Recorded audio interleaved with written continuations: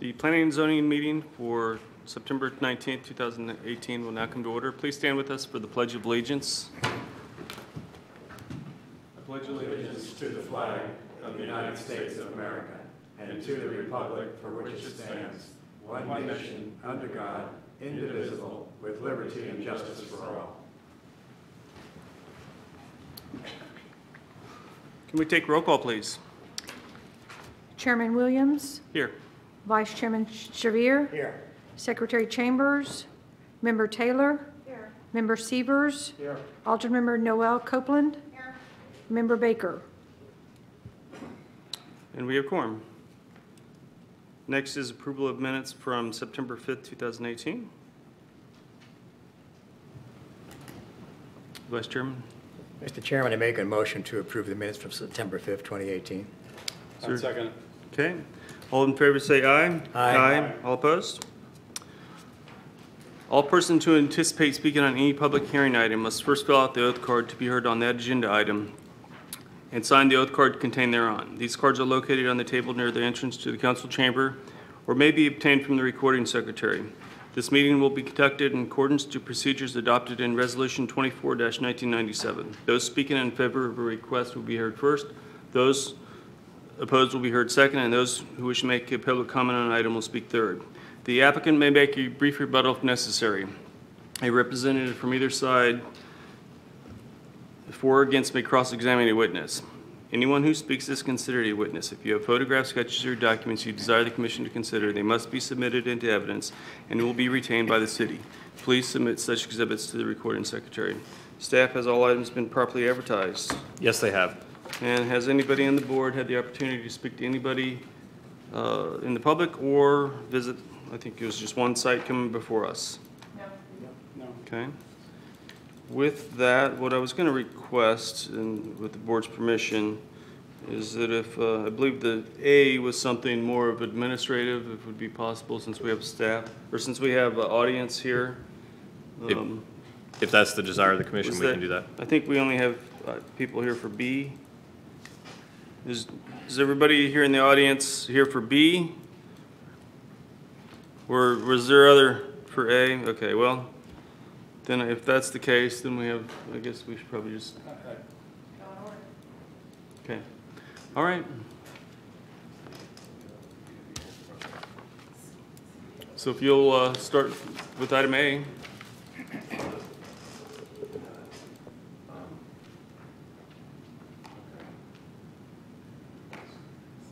Commissioners, I'm going to ask if you can use the mouse on your next to your computer and minimize the agenda you see in front of you on your laptop.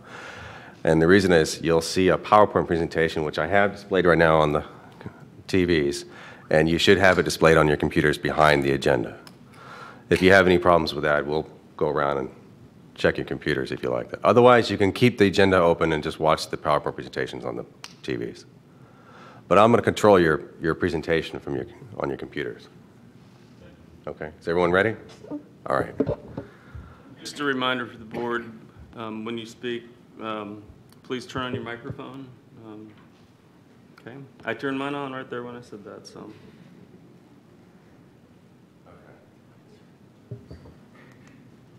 All right, so the first slide here has to do with the fact that we have an evaluation and appraisal report. We presented this to you several months ago already. This is a project that's been going on for more than a year. Last year, we were required to submit a letter to the state indicating to them whether we were going to go forward with this process or not. This is something that wasn't necessarily required unless we found that there were policies that were inconsistent with the current statutes that have been adopted since the last time we did this. So since 2010, the legislature has made this process a lot easier than it used to be. So we took advantage of that. And we have a parallel project of this, which you're well aware of as well, called Titusville Tomorrow. And that's something we'll present to you, hopefully in October, a draft of what we've come up with that. So what we're showing you tonight is really just kind of the checkbox that we need to submit to the state in order to comply with state requirements as far as which policies need to be consistent with which statutes or laws that have been adopted since the last time we did this.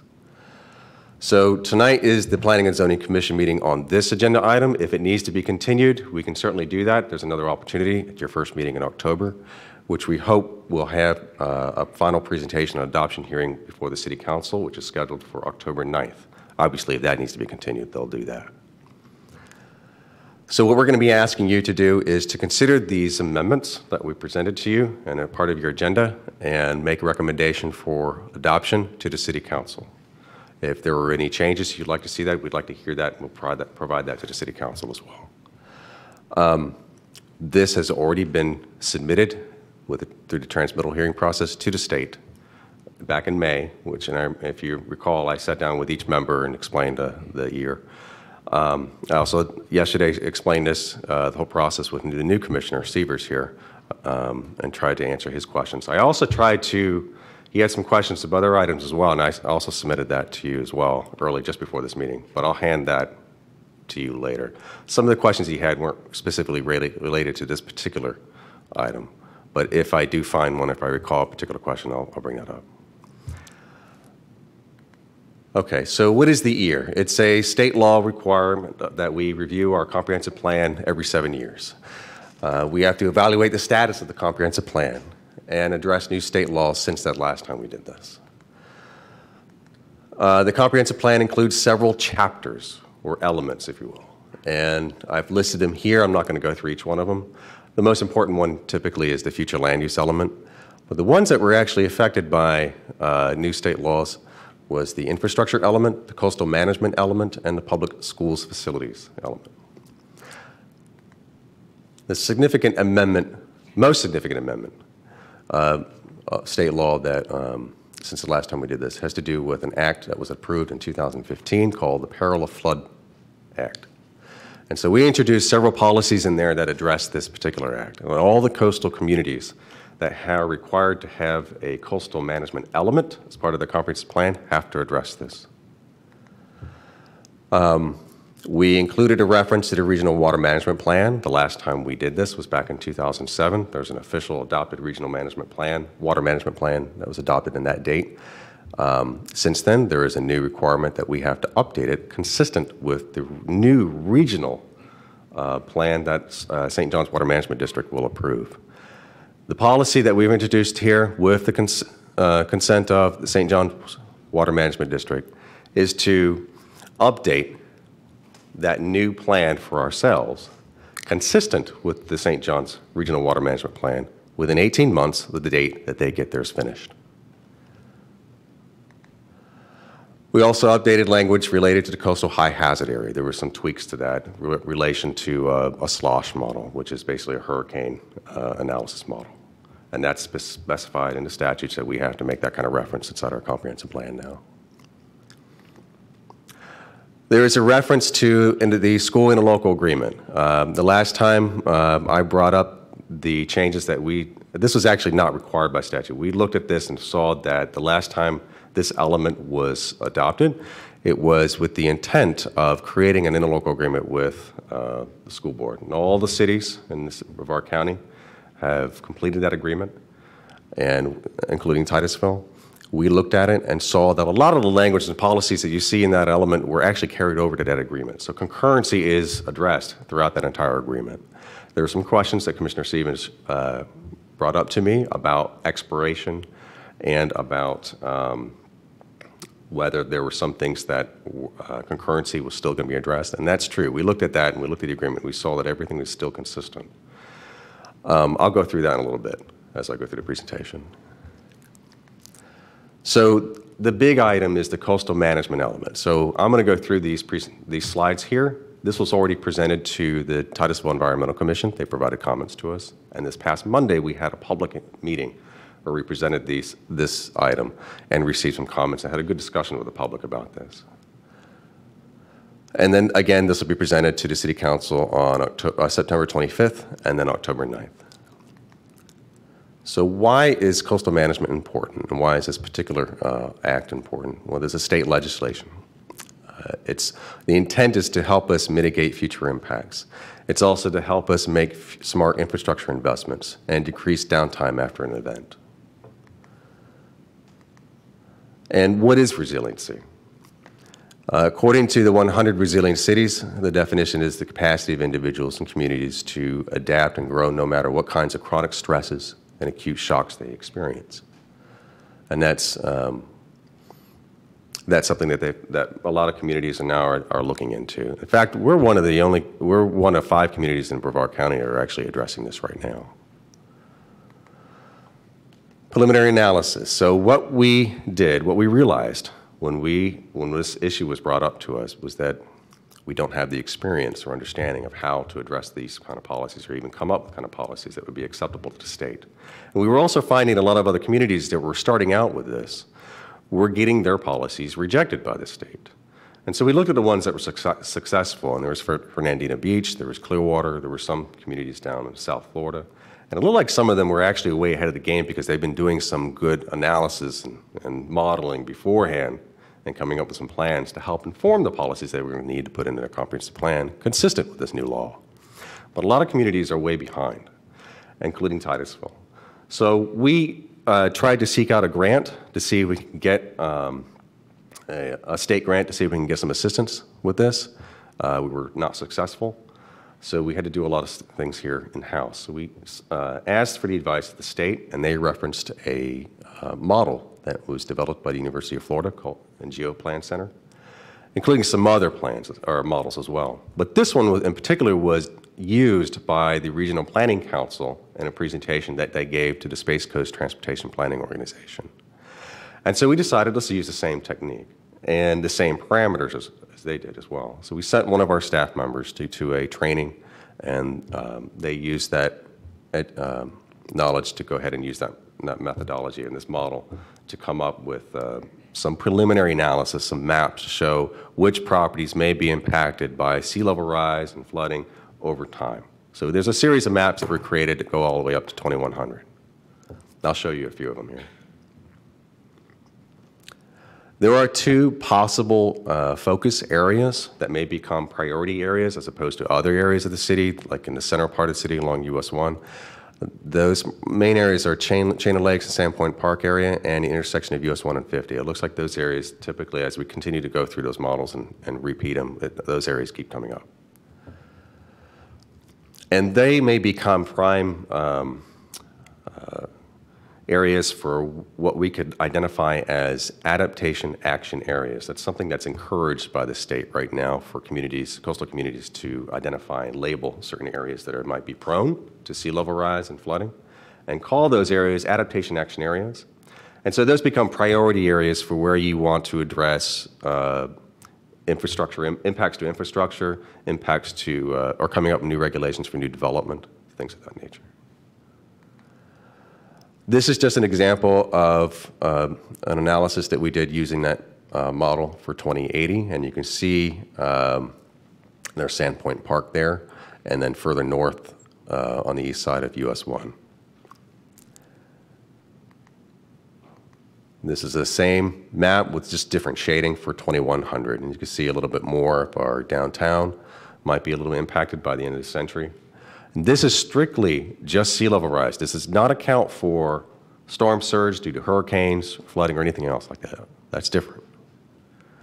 You can see, too, some of the roads that may be impacted as well.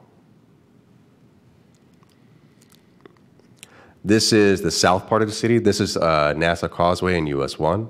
And you can see the large Antigua Bay property right there in the northeast corner of those 2 major roadways. This is 2080. And so you can see Addison Canal probably being impacted. Water would be washing up into there. And then the inland areas in 2100 would be impacted. So this is not really just a coastal issue. This will become an issue for inland areas as well, potentially.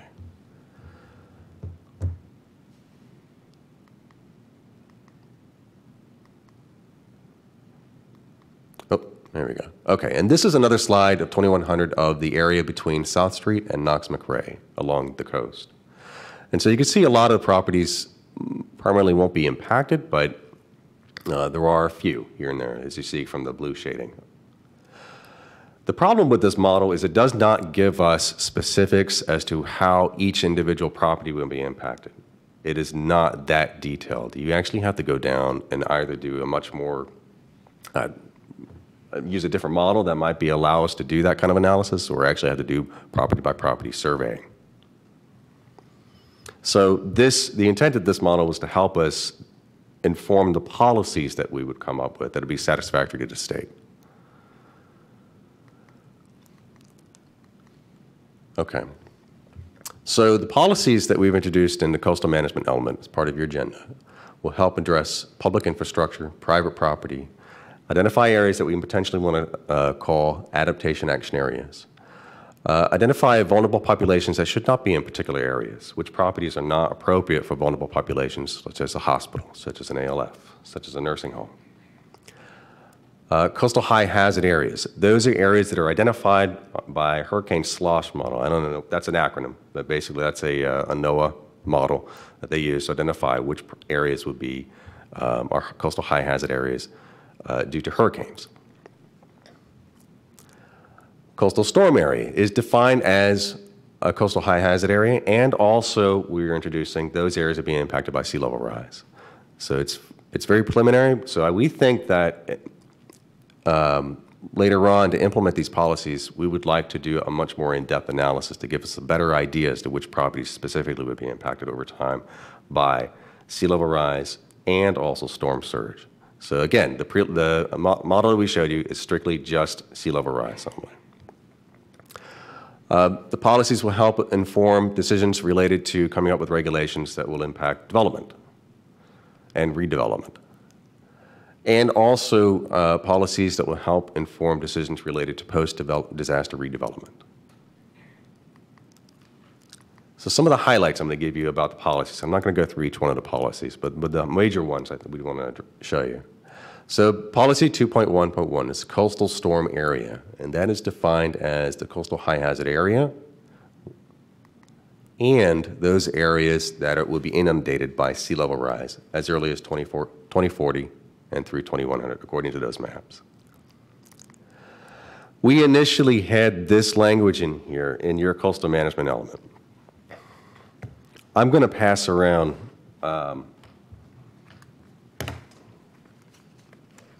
Trevor, if you can pass this around to a change just to these couple of policies. Thank you.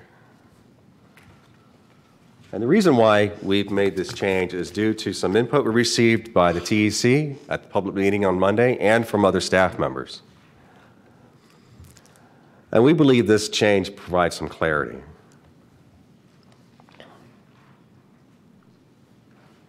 So initially, what you'll see under this policy, and it's highlighted on the handout that was given to you by Trevor, is that we had in here language that was carried over from a couple other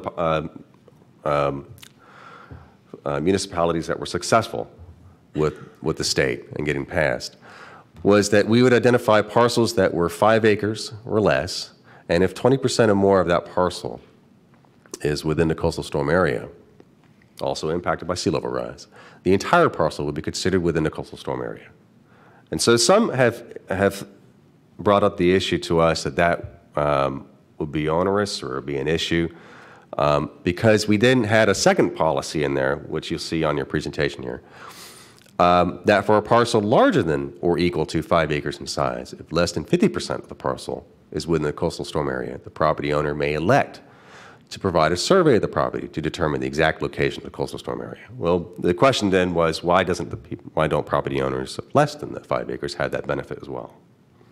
And so that's what we try to do. We try to provide that option that you can provide a survey to us regardless of your situation.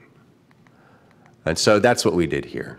I see on the next slide here, I've underlined some of that, a summary of that language, basically. We also introduced language in here that will that we should not consider amendments to the flume which will result in an increase in residential density inside the coastal high hazard areas. And that's a much more limited area. And the city shall work to direct population concentrations, including non-residential development, away from those coastal high hazard areas. Also, location shall be determined by a site-specific survey, which will be required if at least 20% of any parcel is depicted in the coastal high hazard area. So we think this provides some clarity. I'm going to present this to the City Council and see what they think as well. We want to know what you think about that as well. We also made one additional change. And what's highlighted on the handout to you is the same. I'm just breaking it out into a different slide here because it's kind of a different topic. It's about those vulnerable populations. So the city will prohibit the location of certain new facilities of vulnerable populations in the coastal storm area. We want to specify exactly what that is. We're saying that is specific to coastal high hazard areas as identified as a Category 2 hurricane storm surge, according to that NOAA SLOSH model. So I don't know if you have any questions about that, or I'll continue if you want to wait till the end of the presentation. Well, I do. I mean, that was one of the questions that I originally had. I made notes. I did, literally. This is. I want to go back to the 20%. So this was your updated language. Let's see if that was under. All right. So what I wanted to understand is when you're saying that a piece of property has been inundated by Category 2 hurricanes, and you're saying that it changes if it falls within the SLOSH model where it's prone to flooding during hurricanes, that is going to be considered where you can't develop hospitals, nursing homes, assisted AFLFs, right? That's correct. We would discourage those types of vulnerable facilities. Right, so from the previous model that you showed us, at what point does that start kicking in because of the progression? That is an excellent question. And so that's the issue we've been having with the state since we started this. So that's why if these are adopted, we have a grant that we were already awarded by DEP to go forward with a much more detailed study and analysis that includes both sea level rise modeling plus the SLOSH modeling together to see what properties might be impacted over time as sea level rises. It's not like I think it's good. I mean, I think we talked about coastal flooding 10 years ago, if not more, when it first started coming around. I think I was on the Environmental Commission back then, so they were saying we're all, going to flood. The sea level's rising, and so it's really started a while ago. But I'm looking at your maps, and I'm trying to figure out which is predictions, which is guesstimates. The maps are based on the model that was provided to us by the University of Florida. So what I'm saying is you showed us several different maps. Some of them really didn't show much of an impact. That's right. Some of them did. So which ones do we go by? One you showed clearly the coastal region of Titusville was we were going to lose ground.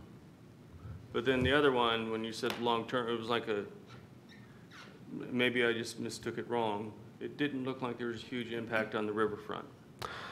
Yes, there was one map I showed you that, and here I'll go back to, I believe it's this right here, between South Street and Knox McRae, even all the way out to 2100. We didn't believe that there was going to, doesn't look like, according to the model, yeah, it was be your a major 2100 impact. that looked very minimal. That's right. And so I'm like, that should progress more at 2100. So if you go back to 2040 map, didn't you have a 2040 map? We have on the presentation, we only showed the 2080 and 2100 maps. Okay. But we do have, starting at 2040 and 2060. The question to us, though, is, some communities have set a threshold. If the water rises 2 feet or 2 meters, or is it 3 meters, or that's the threshold where there's a big issue. And so that's when they want to start, that's when they will implement a regulation that may be, that's how we're going to base our regulations, is based on that threshold. So Satellite Beach, for example, they're way ahead of the game of a lot of the communities in Brevard County right now. They did the same kind of analysis that we did. And they found that at 2 feet of sea level rise is when they will face serious issues and they have to make very big decisions. So they realized, for example, that a fire station, for example, on the west side of the barrier island is probably not going to be, they're not going to be able to mitigate any kind of impacts to that. They're going to have to really consider about a long-term strategy of relocating it. So I think in our case, we may find ourselves in that same situation. Is it 2 feet? Is that the number we need to look at? And then base our maps and our regulations based on that. And so that's not where we're not at that point yet. We are hoping that to implement these policies, we'll work with the Regional Planning Council to come up with something much more depth.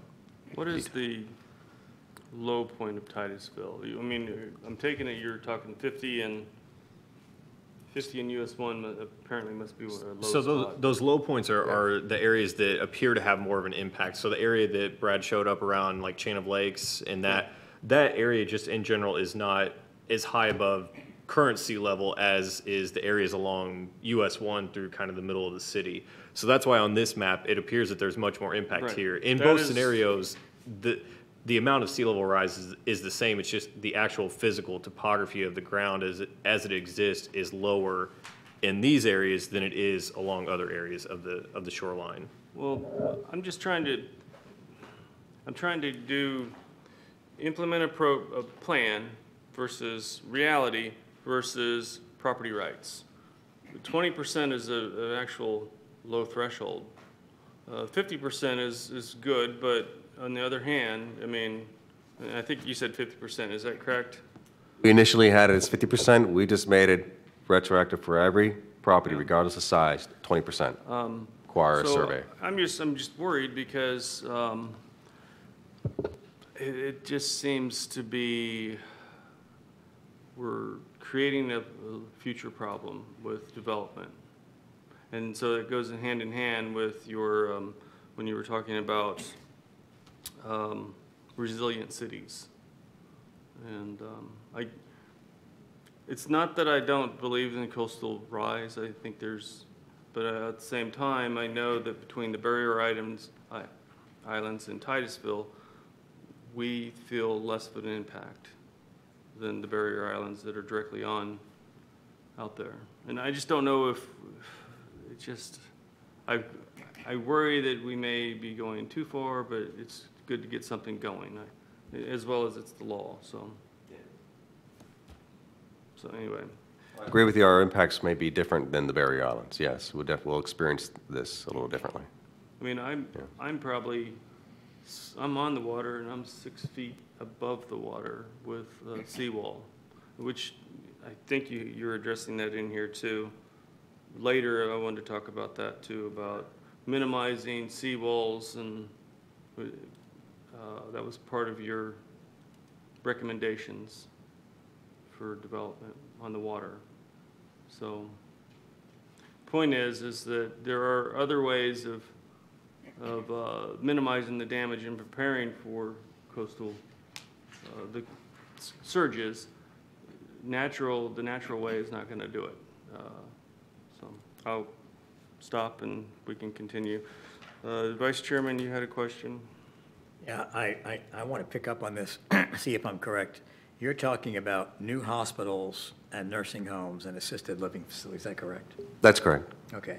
So those facilities and schools that are already built, what would be their status?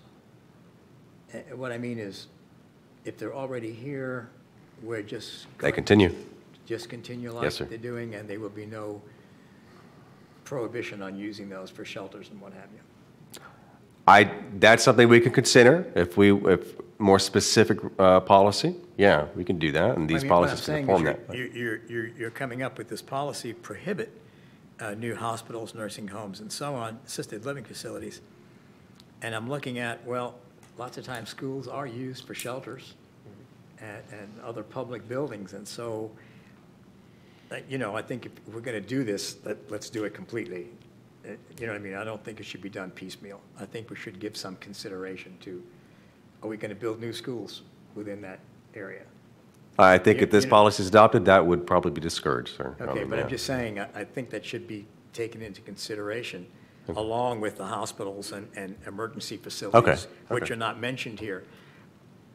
because, you know, the planning keeps going and the building keeps going and we just move along. And I think that type of consideration, fire department, police department. Good. Member Severs? First of all, I think it's wise to eliminate the 20% that was in policy 2.1.1. As a general matter, I have concerns whenever you put a percentage in there. And as we all know, you cannot get a variance to the comprehensive plan. So if it's in the land development regulations, and there's unique circumstances relating to that property, and it's 20%, perhaps it might be appropriate to get a variance. So that is probably, there's advantages to have it in the comprehensive plan in that it's firm, solid, can't be changed unless you change the plan itself. With regard to the revised policy, if I want to do a redevelopment, not increasing the residential density, do I have to comply with the development dealing with the new storm risk as such? Am I correct that under objective or goal 4, objective 4.1, et cetera, development and redevelopment, you have to comply with the regulations, the new height, if that's the right term to use. Is that correct? Yeah, the new policies we're talking about, what they'll address is we need to consider new regulation or new program, the policies. Thank you. For new development and for redevelopment, that's correct. Okay, Yeah. okay. And the new 20% rule only applies to new hospitals, nursing homes, and assisted living facilities. Staff and your legal office may want to review whether you even want to have that percentage in there. Okay. You may want to defer that to the land development regulations. We looked at we were back and forth on this because a lot of communities decided to say, well, if your parcel is touched, like there's some communities that say if your parcel is touched or impacted, then the whole parcel is impacted. And so we thought some communities got away from that and decided to put a threshold. As an example, you see here that 20%. Some places put 30, some places put 50. And so we thought that might be a little less onerous than to say that a small portion of your property is impacted, and now all of a sudden the entire parcel has to be considered as a in the coastal high hazard area. I in part agree with the chairman. 20% is a pretty low threshold, Okay. as we typically think of in terms of development, redevelopment, grandfathering, et cetera. That's a pretty low threshold, generally speaking. You recommend increasing that or eliminating it completely? I would defer to the city attorney's office Okay. in their recommendation as to whether you want that number in the comprehensive plan.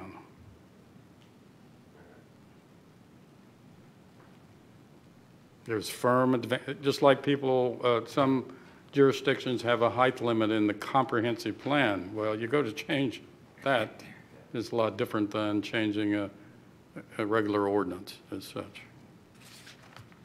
Okay. Certainly do that. So I'll go on with the presentation.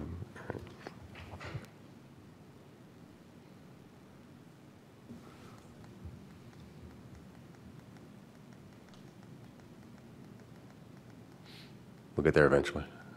Okay. So objective 4.5. By 2020, in a couple of years, the city shall designate adaptation action areas, which I've already mentioned what those are. And these areas are going to identify vulnerable locations, define redevelopment and development strategies, and evaluate public facilities, infrastructure, and utilities. So throughout the comprehensive plan, these policies are adopted. Any new infrastructure the city will build or rebuild or rehabilitate or whatever it is, public facilities, that might include police stations, fire stations, utilities, water lines, storm drains, all that kind of stuff. We're going to need to consider sea level rise as part of that evaluation. And so what we hope, again, these are adopted, we'll work with the Regional Planning Council and have a much more in-depth analysis as to identify which facilities the city maintains, has, and what might be impacted first.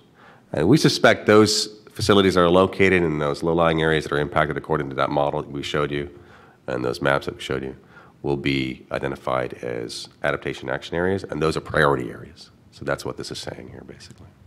And again, if there's private property in those areas as well, those would be priority areas to be considered as treated probably the same way as being in a floodplain. Did you have a question for him right now? Right, I had a question.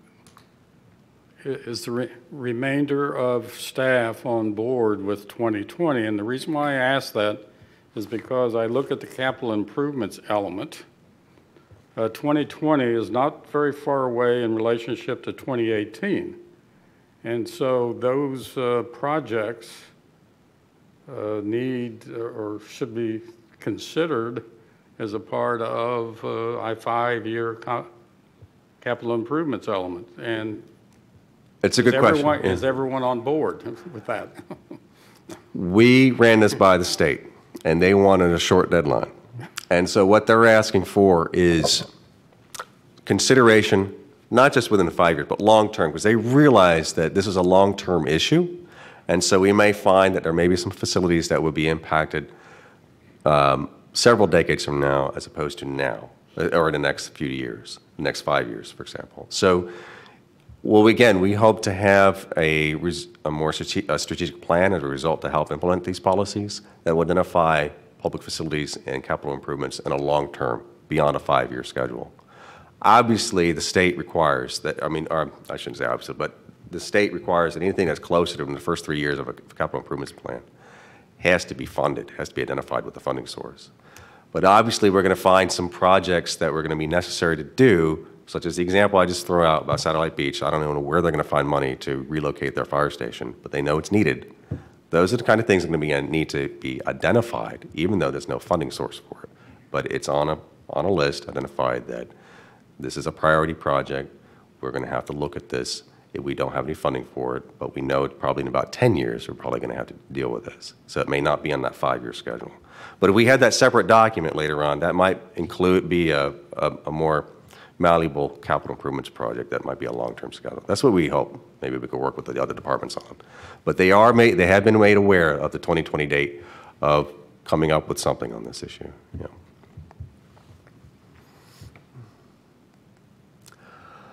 Policy 4.5.2, again, by 2020, increase community awareness. So this is public engagement, so we need to do so much more robust community engagement on this issue.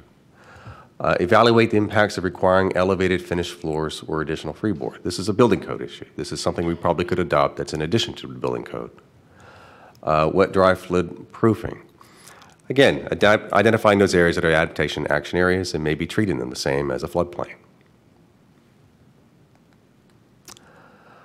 Policy 4.7.1 by 2020. Identify public facilities and infrastructure at risk from sea level rise. So again, I've already mentioned this. Some of the facilities might be police and fire stations, stormwater systems, water treatment systems, things of that nature. Yes, there was a question. It sounds like there was. Would this modifications or requirements for buildings include apartments, residential units in the floodplain? In other words, you're going to, I think I discussed this before at a previous meeting, is that are we going to, as an example, our mall, if and when it gets developed again, are we going to have a ground floor parking so that, in fact, the buildings are up, say, 10 feet, and there's parking underneath? I mean, this is the starting of this project. And is that going to be part of the plan so that if you are in the floodplain, the coastal area, and you anticipate that you could have a flood there, we're going to be requiring that, storefronts are not on ground level? I don't know if we're going to be requiring them, but it's something we definitely will be looking at.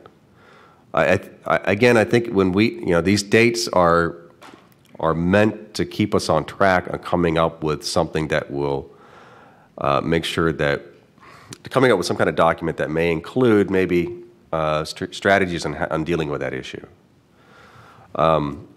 It's not, this date is not telling us to come up with actual code. It's probably, we're looking at it as a date to help us come up with, at the minimum, at least a strategy on what we think is a good practice to deal with this thing. And then with council's approval, of course, we'll go forward with whatever the direction they give us to either come up with a code or come up with a regulation or other program. So yes, it's an issue we're going to have to look at. And just from your background, if a developer comes in and wants to put a building up on US 1, say, and how much sway do you have in trying to convince them that you have a code that you can have parking down on the first floor, but you cannot have a storefront? How much sway do you have when some developer comes in and want to put up I want to build a new Macy's downtown, and here I am, this is what I want, here's our drawings for it. How much sway do you have as a city to say, well, this is our code, we really want you to be 10 foot off the ground? I guess you're asking if we have something, a regulation in place, can we impose it? I would say we can, provided there's possible outs depending on certain situations, such as a variance. But yes, I think what you're asking is, can we adopt a regulation to address those issues? Yes. I can see where maybe a corporation comes in like Macy's or something like that, and they say, well, we have this is our design. We're going to put up a 500,000 square foot building here, and so on and so forth, and these are the plans that we have. How convincing are you, how does that work out when you say, well, this is our code, you really can't have a ground floor unless you have parking down below? How does that work out when they make a presentation to you, or are they prepared to do what the city requires in terms of building the structure? Like any land development regulation, if it says X and Y, we have to follow what it says. And that's what we tell the developer or property owner, that's what they have to follow. I mean, if they are asking for relief from that, there is a process for that, provided they meet the criteria for that relief or for that request. You come up with all these regulations, in case of floods, to mitigate the damage done to the city, basically is what you're trying to do, so that we don't have to be months and months and years, perhaps, in redevelopment. So we're trying to put an infrastructure in that has minimal damage to the city after a flood. I mean, that's correct. That's the goal. Yes. So my point is, we have to be willing as a city to implement this, and no matter what happens, we have to say to the developer, this is it. This is what we require. I mean, and how does that, can you just do that? Can you just say, okay, this is it? This is the way it has to be done? We do that every day, sir. We have a zoning code and a land development code that we implement every day. Yes, sir. Because I think these properties along the river and the waterfront, I really think that you need to be able to do that, to be able to implement the policies, the building codes, so that in the future, we don't have to be damaged city after a storm, where the recovery comes on really quickly, because basically you've mitigated everything that you could possibly do from the get-go. That's my only point. Can I bring something up real quick? I was going to bring it up before. So I want to understand, are you saying, is the coastal management map going to update the floodplain maps? Or is that going to be held separately? And so this is an additional flood, I guess what I'm trying to say is somebody could go to the bank, borrow money for a piece of land that is good, ain't gonna flood. You go to the bank, try to buy something within that floodplain, they're gonna say, well, no. If we do, it's insurance. And so now we're adding another tier to that. And we're saying, well, this is gonna flood on this map, but on this map, it's not gonna flood. And so what I'm trying to get at is you have a second layer of risk that you've added on here, but it isn't computing to the first that everybody actually looks at.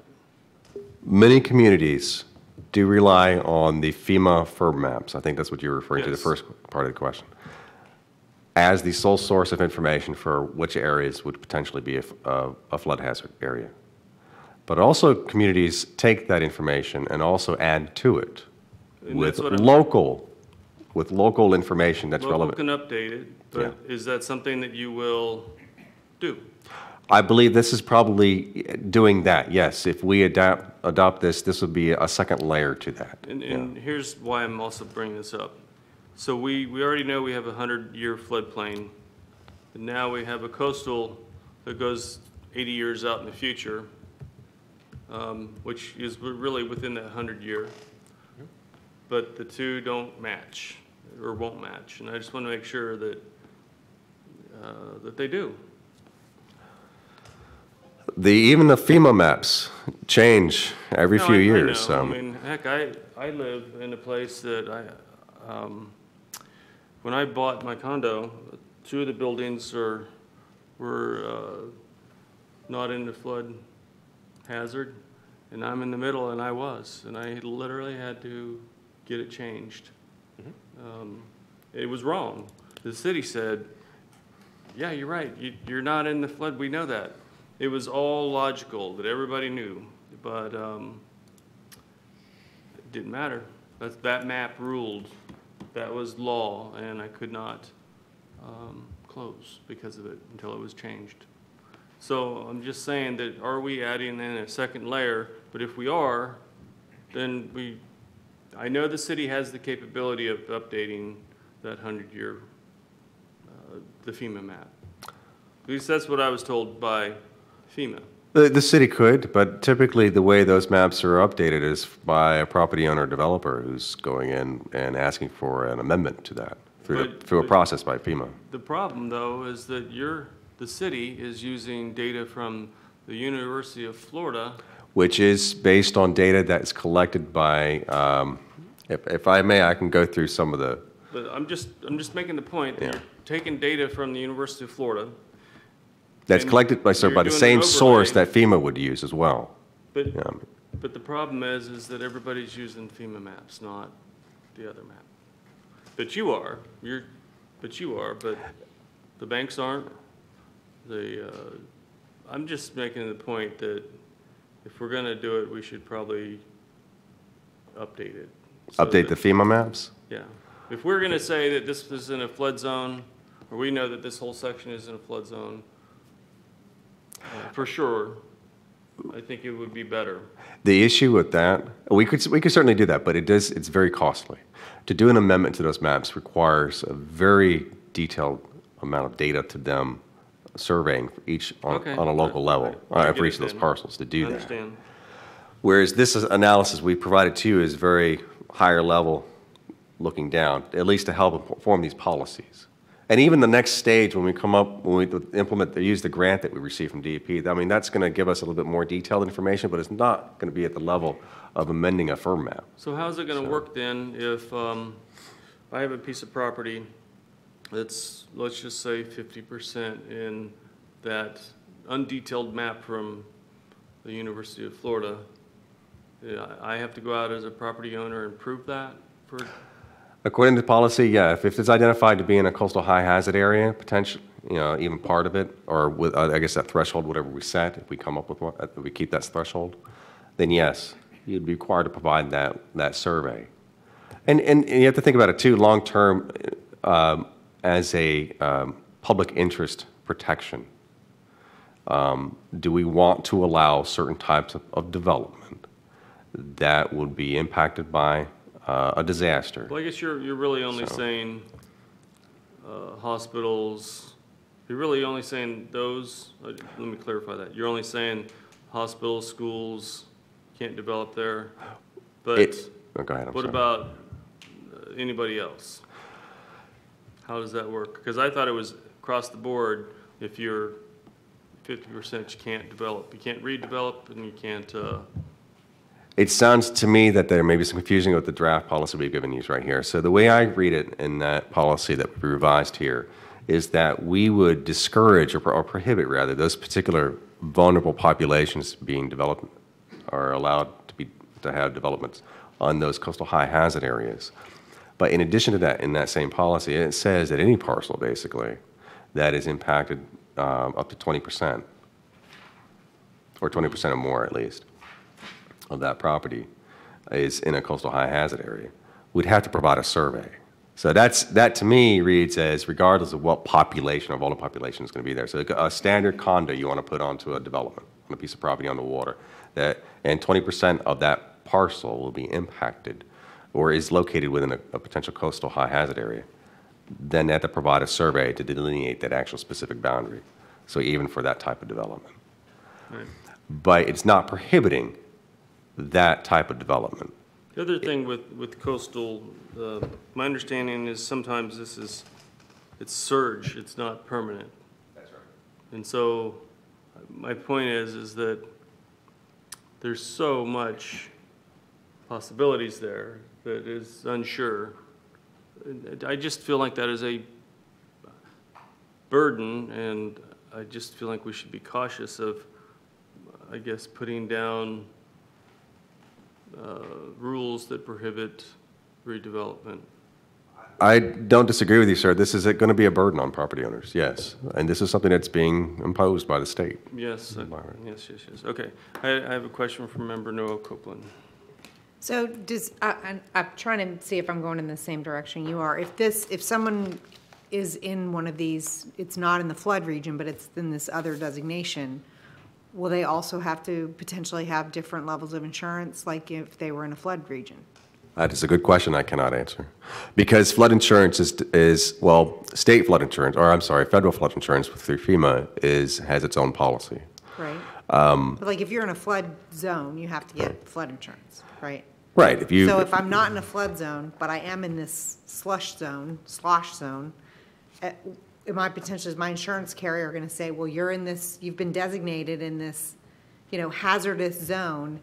You need to raise your level of insurance, even though you're not in the floodplain. That is possible. Yes, that is possible. So it just goes to, it's a potential additional burden on a property owner, even if they're not trying to build or rebuild.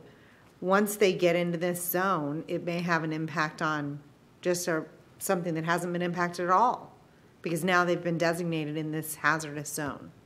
So it's just something else to consider. I have to say, yes, that is quite possible. Yeah.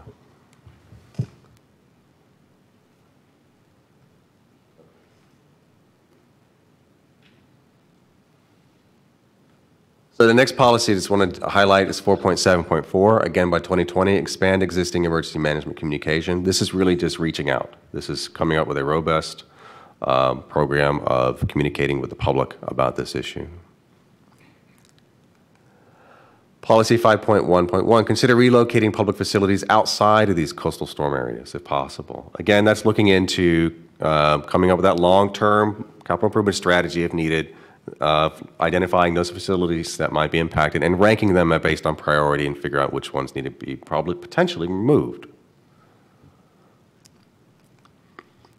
Review repetitive loss properties provided by FEMA and consider solutions. We really don't have that big of an issue here in Titusville, as other communities do have a lot of properties that experience repetitive loss. They get flooded, even though they may not be in a flood zone, and then FEMA has to reimburse them, they get rebuilt there, and so it just continues over and over. So I think we do have one particular area that does experience that, and that's something we probably need to address. But this policy just reiterates that. So we have a presentation schedule. We already presented this to the TEC back on September 12th. There was a public workshop this past Monday. We're presenting it to you tonight. And then we also have it scheduled before the City Council on September 25th, and then maybe a summary of the same presentation on October 9th, and then that's the adoption hearing. So that's the schedule so far. The next steps after adoption.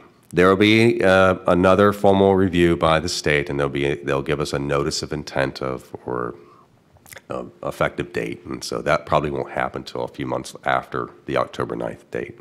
So once it becomes effective, it'll be a couple months later, and then it become this is the new policy for the city. In the interim, though, we're going to go ahead and go forward with the grant that we received, and so I just want to highlight the next steps. We'll implement these policies and with a resiliency strategic plan is what we're calling it, and we hope to have that completed, at least a draft of it, by the summer of 2019. And of course, I'm sure that will go through several iterations before 2020.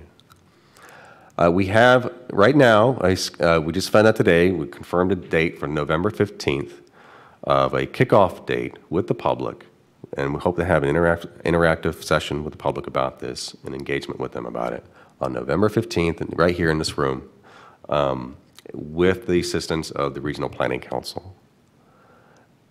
During this or even after this, we also have a policy in this coastal management element that's asking us to adopt low-impact development standards.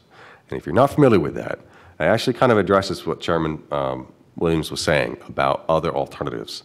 So there are all types of development standards that talk about encouraging green infrastructure, reducing the amount of impervious surface or impervious surfaces on your property, introducing type materials and asphalt that actually allows water to percolate through it, things of that nature, and also bioswales and stormwater ponds. I mean, there are other ways of doing treating water retention and disbursement from a property other than the way we do it currently. And so a lot of community, and this is a proven, these are proven techniques. A lot of communities already adopt this. We initially tried to see if we can just have the state support us with looking into it, but they asked us to adopt this policy. They said, this is a proven tool, you need to go forward and adopt this. So this is something we're going to be doing in the next couple of years as well. We do have a web page called Resilient Titusville. It's titusville.com/Resilient Titusville. We're putting some information about this. As we go through this project, we'll continue to add more information to it. So in summary, we will be looking at public infrastructure. We will be looking at private property, which ones will be impacted. We'll be looking at where exactly our coastal storm areas are. Vulnerable populations, we'll be addressing those by actually discouraging or prohibiting in certain areas. Post-disaster redevelopment, we'll be looking at that issue and identifying areas that we would want to label as adaptation action areas. So with that, that's the end of the presentation on this particular element. I know there are other parts of the other elements which I presented to you last in May. Those have not changed except one. In the public infrastructure element, we tried to see if we could, we introduced a policy that we would adopt our consumptive use permit as our water management plan. And St. John's Water Management District said, no, you need to update your 2007 water management plan, which I've already mentioned earlier in the beginning of the presentation.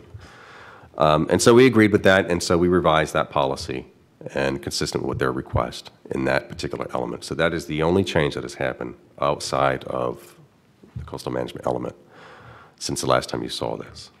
So with that, I'll take any questions, but we would request that you recommend approval to the City Council of this amendment, year-based amendment. All right, let's do this. So I believe we have people in the public for this. Let's open it to the public. Do we have cards on this? Yes, sir. Claudette Beggs. If you have anything to say, if you could please speak into the microphone, since you have a whole TV audience that might be watching. Okay. Can I put a screen up here? My name is Claudette Beggs. I live on River Edge Drive, and actually what I wanted to speak on was on Exhibit A, Item 1.1.7. So this isn't in the same element you're talking about right here. But if you don't mind, sir, I would like to just mention or ask about that element. Can we Which element? It was in, excuse me, it was 1.1.7, policy 1.1.7. Page 20, okay. Thank you. Okay. Okay. You have the floor. Well, as I said, I live on River Edge Drive, and I know this River Edge Drive small area plan was developed back in 2014, and we, the residents, and we have a bunch of us that live there and love the area. We love the way the development is going, and it is really based on this plan. It's keeping it to single-family residences. There are beautiful homes being built there, and I believe by reading this, and that's in the agenda package here on page 20, that this is stating that this plan will still stay active as it is written. And if that's the case, then we're happy. Right. That's all. Okay. Okay, thank you. Thank you. That is correct. It will stay. Okay.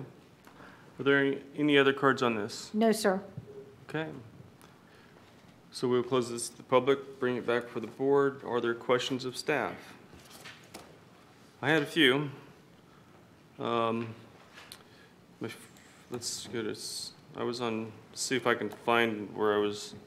It's nice that when you have a printed copy, because I just write it exactly where my question is.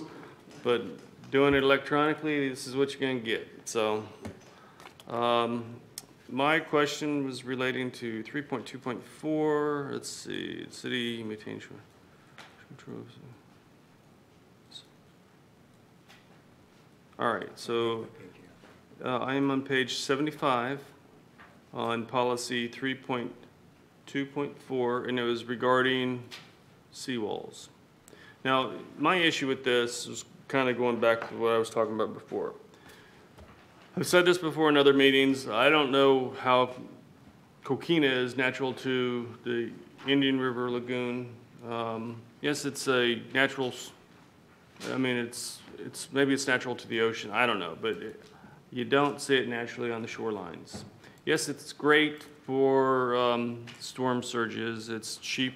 It's a cheap alternative, but it's not a natural alternative to seawalls. On the other side with seawalls,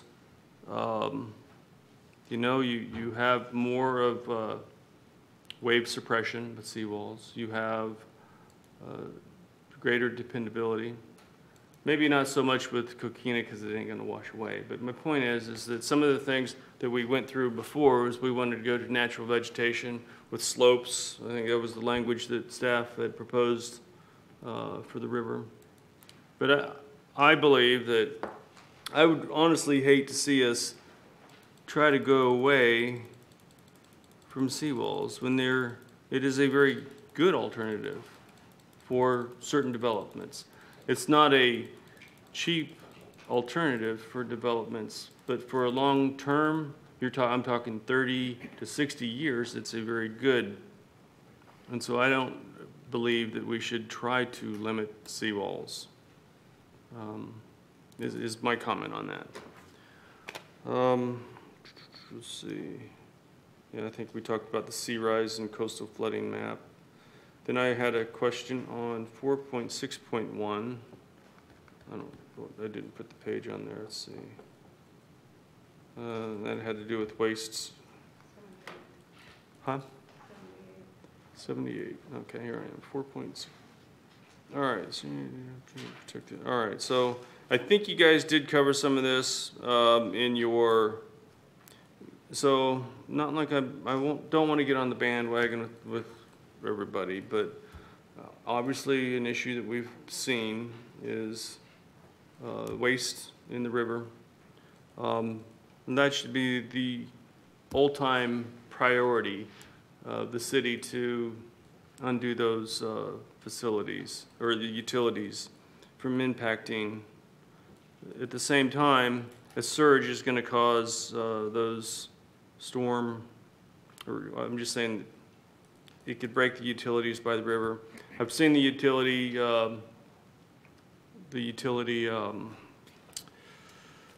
lines that run directly down the river, which is a big risk. But it's good to. I believe that prioritization is key on, and I think you guys did address that later. I think that's why I'm writing as I go. But that was something that really caught my eye. Let's see, I had something on page 82. I'll be quick. I'm hurrying here. I have to increase this. On 82, I had policy 1.1.5. Okay. On policy 1.1.5, can you, yeah, okay, you deleted that, that's due to the. 1.1.5? Yeah, you have it X'd out, and I'm trying to do the change in the status is not allowed to postpone. Okay, this is what I wanted to go over. So in the past, we've talked about when you don't have all the permits, this city will say, well, we're not going to hold up the development of this because it's not our position, even though we know you can't completely move forward because you don't have all the permits, we're going to give you our permit. But then I see that Mr. Sievers actually addressed this and brought some Florida, you mentioned Florida, how you can put in some conditions when I saw that, so I thought that was really good. But what I want to know is, with that policy change that we've talked about before, is that something that the state is saying that we can't do, or is that, what was the reasoning behind us issuing permits that doesn't have other permits from other other agencies? So what you see there on the second page of what Brad handed out, the two highlighted sections are the language from the Florida statutes. And so basically, we can't hold up or condition our approval of a site plan or development permit based on other permits that are required for a project. And basically, what the statute change somewhat did was put the onus of acquiring all development permits on a developer rather than on the city. Previously, if we were holding up our permits, I mean, it would be our responsibility to make sure every single permit that was required was obtained by a developer before we issued a permit. And we don't necessarily have all of the expertise on staff that would be required to make sure that the adequate permits and things like that from every state agency was acquired prior to our site plan issuance. So you're saying, so this Florida statute says that you cannot withhold permitting even when other permits are not there? Or? So specifically what it says here under section 163.033 of the Florida statutes, a municipality may not require as a condition of processing or issuing a development permit that an applicant obtain a permit or approval from any state or federal agency. Okay, but that's not the language that I would read. That's just saying, well, you don't have to hold them up, but you could. And in the language that we were told before was that you can't hold them. But that language kind of says that you can. It says may not require. Yeah. So you may require or you may not? Is that You what you're may hold suggesting? my point is, if the city knowingly knows that they don't have all their permits, I would say hold up, but if you don't know, then okay, fine. But if it's a known issue, I would hold the development until, they're gonna get it. Or they have it. So this section 4 here of the statute, what it's saying is that the city may not hold up that issuance of a permit because of some other agency's permit that may be outstanding. If we're looking at the first highlighted in yellow section, under 166.033. Yeah. It says may not require as a condition for processing. It doesn't say may not hold up. So in the scenario you're describing, a developer would potentially not have a permit from some other agency, but the city would not be able to withhold the permit that would otherwise be ready to issue because of some outstanding permit that's required by another agency. I'm just saying that the language that it's saying here is not saying that you're not allowed to hold up a permit. That's not how I read it. Are you talking about the stricken language in 1.1.5? No, I'm reading the handout that you gave us for Referring to the- section 166.033, Florida statute. It's just saying you may not require as a condition of processing. And I read that as, that's not saying you may not hold. I think it's saying you're not allowed to require. I don't read it like that. I'm not reading it like that. That's how you read it? Yes. I agree that we can hold up a permit because they don't have the federal permit. However, however, it does not say we cannot require a study or a management plan. That's an entirely separate issue. That's true. And for example, you have in, under the conservation element, policy 1.1.7, which is not stricken, when acquisition of identifiable property habitat is not fiscally possible, any public or private use of land greater than 3 acres in area shall require a management plan designated to minimize harm to the state and federal listed habitat species and its habitat. So we still are requiring that, as I understand it. That's true. There'll be a s- It's not that we're saying we're holding our permit up because you don't have the federal permit, but I would hate for the city of Titusville to shirk its responsibility of, because we have numerous provisions in our code that says we're supposed to look after the natural environment and the habitat. And I don't want this to say we're not going to do that. I think you've said that, and 1.1.7 is not being stricken, so we still have that responsibility or ability in our own code. Okay, I yeah. just want to make sure, because I think by striking all of 1.1.5 and striking all of some of these other section 1.1.9, people may read it as if we're not going to require a management plan. Right, I mean, they may be able to start demolition or land clearing without the environmental study complete. It sounds like you would rather see this language kept, but where it says that where we won't issue a development order until the regulating agency, which is the state or federal, that part we can remove, but the rest of it I stay. think by statute you have to remove that portion. Okay. But only that portion. Okay, That's the way I read it. okay. And my concern has always been land clearing, and then it's like, well, you know, I mean, sorry, oops, It's all gone. yeah.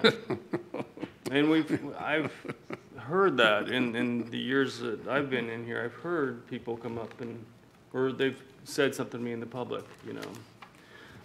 So, but okay, I'm on the same page with the language. My last one was on page 175, and it had to do with signs. Was that? We're not there yet. No, okay, never mind. Good. All right, I'll stop. Mr. Severs, did you have a? Yes, I'll start off with thanking staff for meeting with me yesterday. I have a lot of yellow tabs here. However, I see a lot of these are going to be addressed in the new project, which I was unaware of, that you're basically suggesting throwing all this out and starting all over. I would say I put throw it it all very out, simply. starting over. Certain aspects, possibly, but not the entire comp plan. But, Chairman, I appear before council, and they have improved in the capital improvements budget for, on page 143, this is my printed version, lift station, Hurricane Irma lift station repairs. I, like you, saw the expose of cast iron force main and the battering of the logs and limbs hitting it. It didn't break, and it looks as if that lift station is about to fall in the Indian River.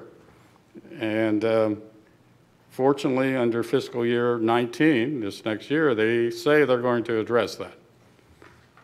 However, there's a lot of other issues, but at least that one, hopefully it's addressed, because it is a major concern if we have another storm that will end up in the river. My next thing I wanted to mention is just as clarification. I don't know whether, Mr. Parrish, you caught it, but these were referred to Taylor Creek, and I said it referred to Taylor Creek in section, it's in the infrastructure element, it still contains the provision expansion of the Taylor Creek Reservoir as an alternative source. That's on page 63. Obviously, that needs to be stricken like it's stricken in other places. You did bring that up to me yesterday. Yes, we'll address Okay, that. that's no longer pertinent or feasible, as I understand it. But, and correct me if I'm wrong, because a lot of provisions, as I read the current comprehensive plan, either we've, for example, there's provisions in here with the brownfield studies. We've already done that. Should those things still be in here? There was a study dealing with US State Road 50 corridor study. We've already done that once, twice, or three times, I'm personally aware of. So should those things still be in here? I agree with you. We were, in order to get this through the state as easy as possible, because they made the process a lot easier for us. We don't have to do comprehensive plans only twice a year. But the year does not have to be as extensive of a review as it used to be anymore. It's more just adding policies that are consistent with the statutes. Things that, like this, what you've just brought up, we thought about, should we remove it? Should we take this out? We decided on a side of caution and preventing as many questions from the state as much as possible. So, but those issues that you brought up, things that have already been done, is that policy even necessary anymore, is being addressed in the new version of the comprehensive plan that we want to bring to you next month. So, yeah. Okay, because there's a lot in here. And philosophically, I have concerns about putting in the comprehensive plan, comp plan amendments showing a development that was approved in 2007, has never got started. Why in the world is that in the comprehensive plan? We couldn't agree more. Okay, all right. Well, as you know, there's a lot of that in here. Okay, so I will save my questions really until we get to the next phase. I guess that's what you're saying. And again, when we bring that up to you, we can sit down with you individually, like we did last time, to go through it and help you understand it, so to make the meeting a little bit easier so you understand what's going on. Okay.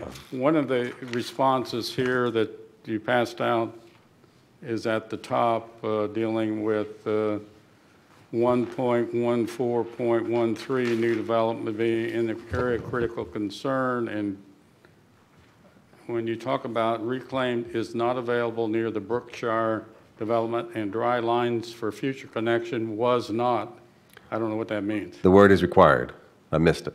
Well, with all due respect, I don't see where you have the authority, I'll just say it that way, not to require it because it's a requirement of the comprehensive plan. Understand. This is the response we received, and so we will certainly follow up with you. I spent the day trying to answer your questions from yesterday, and I certainly have some questions too myself, so we'll follow up on that one. I'm well aware of previous development where dry lines have been installed where there isn't a connection. And I don't see why we've been making an exception here. And you can't grant a variance to the comprehensive plan. Literally, it says it's required.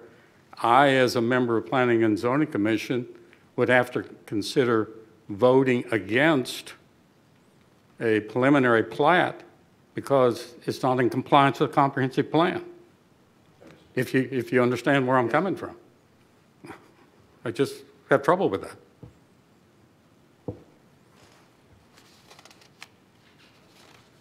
So someone needs to readdress that. We'll follow up on that. Okay. Yes, sir. That's all I had. Okay. Are there any other questions of staff?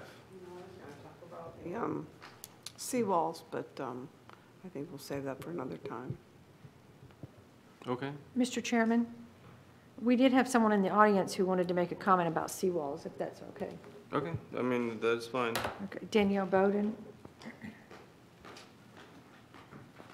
Hi, My name is Danielle Bowden. I'm on the Citizen Oversight Committee for the Indian River Lagoon. I'm also the chair of the Green Committee for Space Coast Association of Realtors, and on the Sustainability Advisory Group for the National Association of Realtors. Dr. Weaver has done a presentation for the Citizen Oversight Committee showing us that, in fact, coquina creates a natural revetment to deflect the wave energy, whereas seawalls have failed continuously. I have a 14-page study in front of me if you'd like to have a copy. Honestly, I've looked at that. I just had to pay a lot of money for a seawall, and we actually considered coquina. Still like seawalls better, but it is a cheaper alternative. I don't dispute. I've read about the how it disperses the waves and it filters the water back in. It also allows for a natural seashore. My point is, it's not natural. It's not natural to the river. It's not what the city has done in the past. Is the language has been added is they want to have slope, natural vegetation, and in comparison for development, a seawall or coquina is better. So the coquina will allow for natural vegetation to grow, whereas the wave energy hitting a seawall will not allow it to grow. But I also know coquina doesn't allow you to actually use the river. You can't walk on it. You can't put a boat on it. You can't use that stretch with coquina there. You have to dock. I mean, those are. It's not like I want to sit here and debate you versus coquina versus seawalls versus natural vegetation. I'm just saying that I don't want to eliminate. That's my argument. I don't want to eliminate seawalls as part of the language or options for development. That's my intent, but not to. Each development has unique properties to it. Sometimes coquina is better, and it's a cheaper alternative. So don't dispute that. Okay, thank you. Another question. We had a Not question for her. Not for her. Okay. Based upon that conversation, one of the things I would hope somehow we could address is the Indian River Lagoon. Okay. Whether that's in the coastal element or it's sort of indirectly.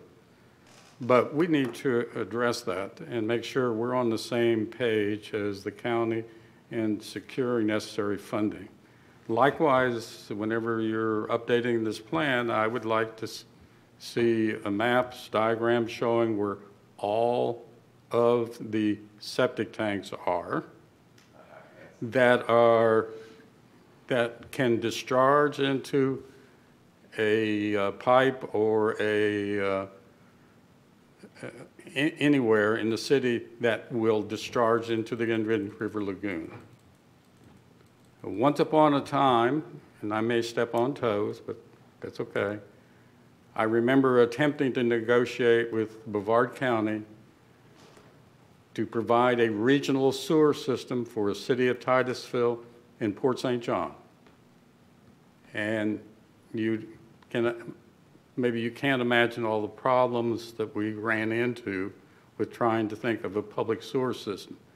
But in my opinion, the septic tanks along the Indian River or that ultimately discharge in this river are one of the principal, if not the principal problem, together with runoff from yards, etc. And we need to address it in our comprehensive plan sooner than later.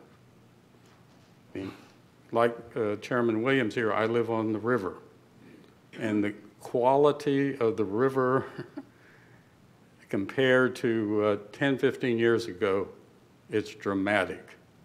It's terrible. And even such little things as having a program where we as residents can have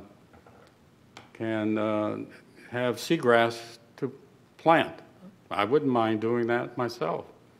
But the city of Titusville, in cooperation with Brevard County, should promote that, because some people along the river would be willing to do that, and now we virtually have nothing as far as seagrass along the river, nothing. And residents are willing to help, but the city needs to do its part in providing some tools to assist us in that process. So I look forward to the Can I new say something plan. real quick to tag on to that? Can we, a couple years back, speaking of that, Brevard County came in, and this was with the tax to clean Indian River, or lagoon. Don't want to step on toes when I say river versus lagoon. But, so one of the things that I asked the county director was when are they, do they have a schedule for dredging? And so what I would like to know is when do they actually plan to target tide spill? Because part of the reason why I'm talking about that is the oyster plantings and seagrass plantings are excellent at filtering the river and putting it more pristine. I mean, you used to be able to see through the river. Now it's like chocolate milk some days. But there's no use in doing that when they're going to come back in a year or two and dredge, because you're putting all that all back. So if I know her name starts with a B, but yeah, I asked them if they had a integrated master plan for that effort, and all they said was yes, and we're going to start at Ugali first.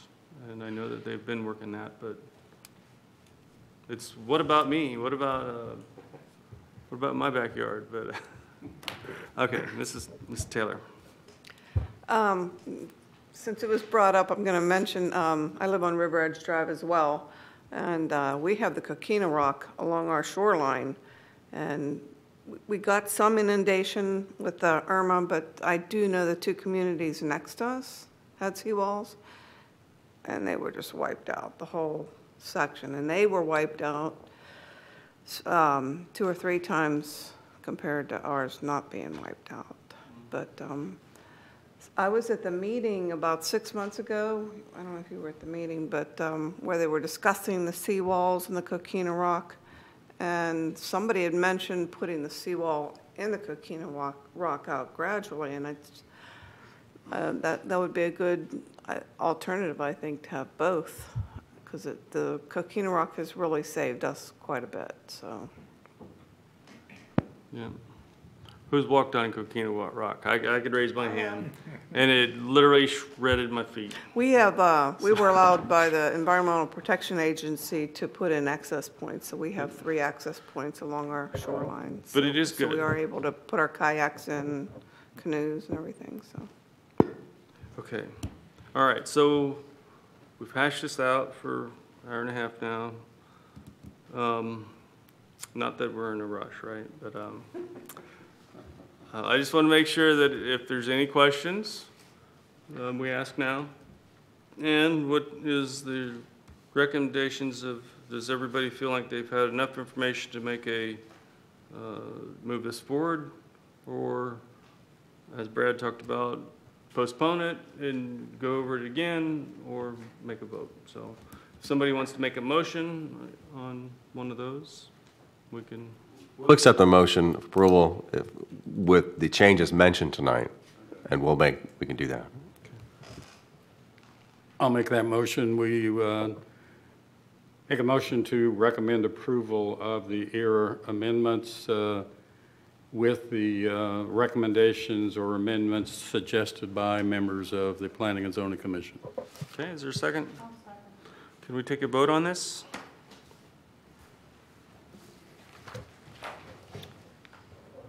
Vice Chairman Shavir, Yes. Member Severs, Yes. Member Noel Copeland, Yes. Member Taylor, Yes. Chairman Williams. Yes. Okay, Thank you. so can we go to the next item, please? Yes, next item, item 9B, is conditional use permit number 4-2018. It begins on page 151 of your packet. This conditional use permit is to establish a daycare facility and associated infrastructure within the general use zoning district. The proposed facility is proposed to be approximately 18,000 square feet in area, plus an additional outdoor play area, approximately 18,000 square feet in area.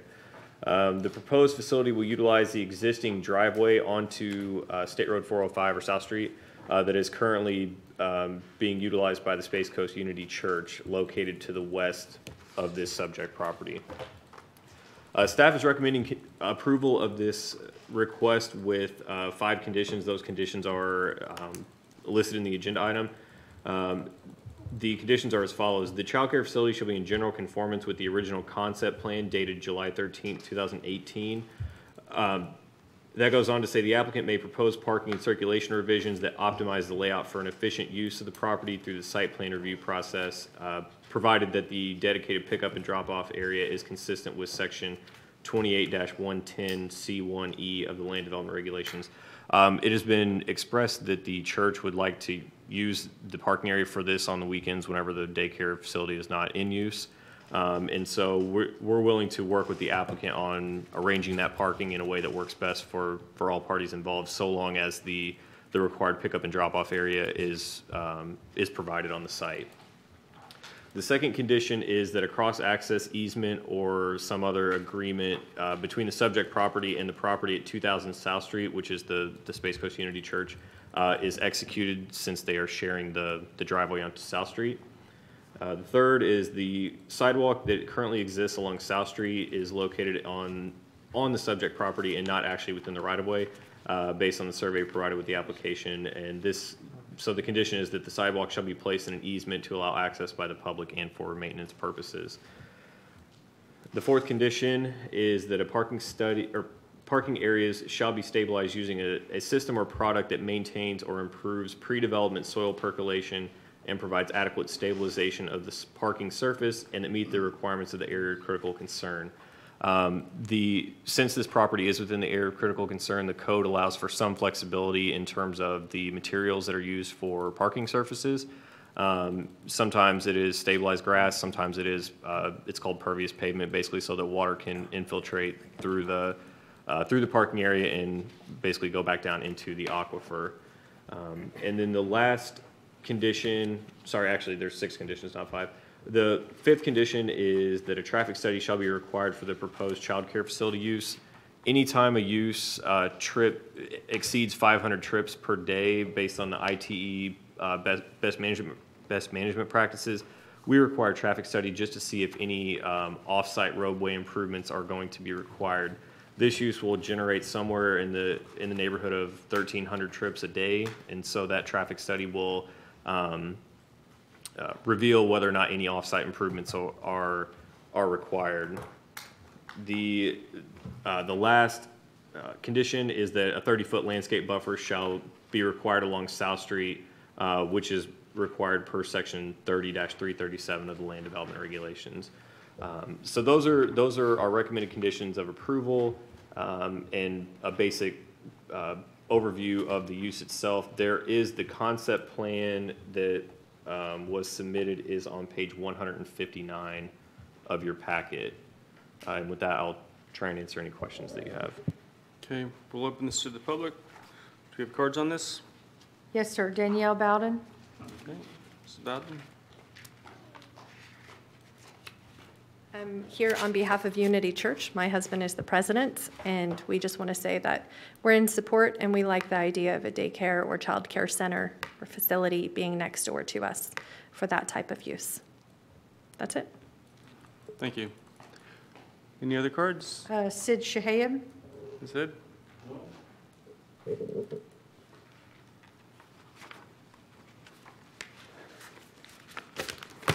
Hi, my name is Sid Shahayab. I'm with Consulting Civil Engineers. I'm the engineer on this project. And we read the staff's comments, and we agree with the staff. We are in the process of making some modifications to the plan. The main thing is, sidewalk is actually in the right-of-way. I think the old survey shows it as being outside the right-of-way, but it is within the right-of-way. The parking layout, we would like to have, one of the things that we're trying to do, we'd like to have the childcare facility actually fenced so that we don't, this is a critical thing for the childcare, so we don't have, and so we're going to have a fence, but it's going to be somewhere where we can share it with the church. Some of the parking will be shared with the church, not the whole project. Okay. A traffic study, we talked about traffic study. We're going to go ahead and do that. All right, and the 30-foot buffer, it's already included in the site plan, the new site plan that you have. So we're going to be working with the staff, going back and forth and submitting plans to them in the near future, so they have a chance to review it. Other than that, we have lots of trees on site, and we can't shift the property or shift the building too far to the north in order to accommodate some additional. So it's a little bit restricted because there's some heritage trees we're trying to keep. So, and we'll work through that through the review process. Okay, and I'm here to answer any questions you may have about the project, about the site. And with us today too is the owner of the property, Mr. Jenkins. So, if you have any questions for him.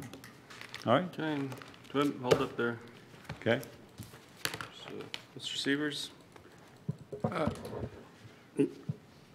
What are the projected number of students or children that will be there at the child care facility? My understanding, I think, correct me if I'm wrong, it's about 230, 225 to 250 students. I mean, not students, And child the care. age range is what?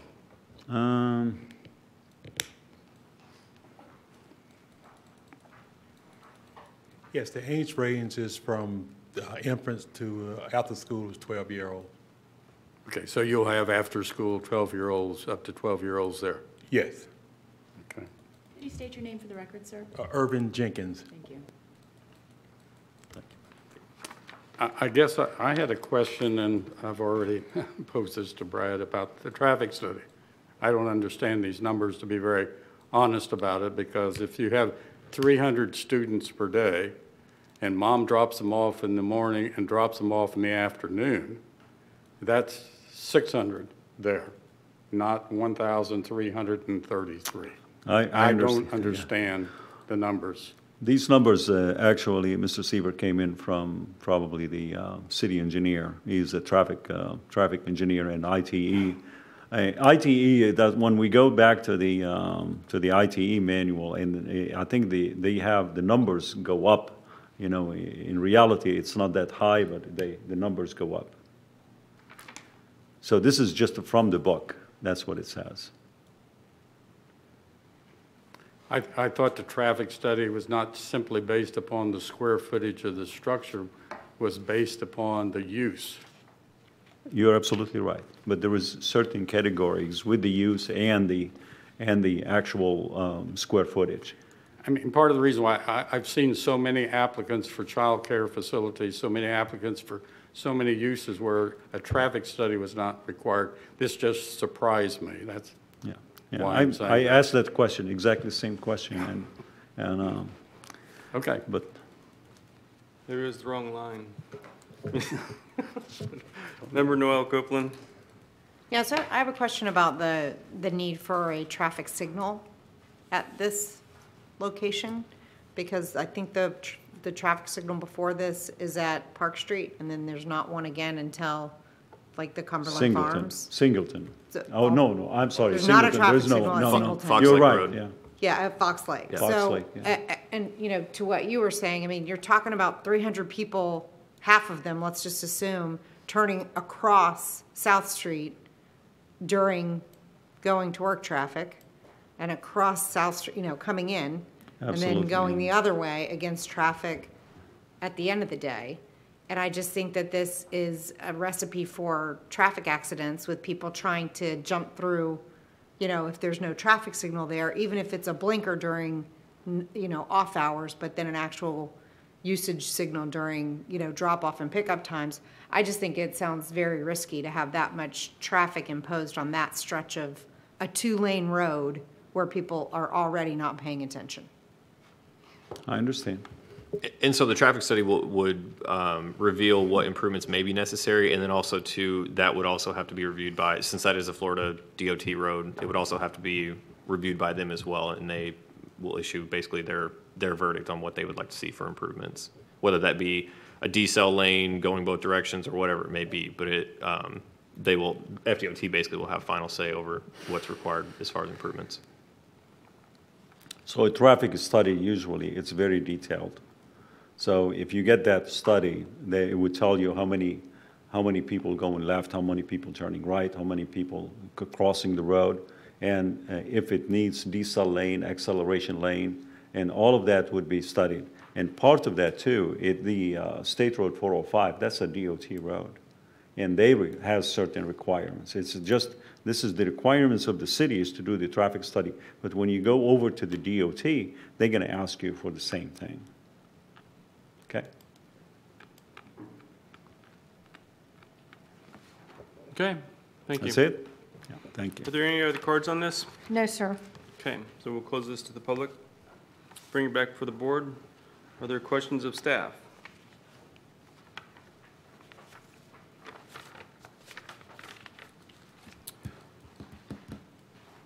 Okay, no questions? Is there a motion on this item?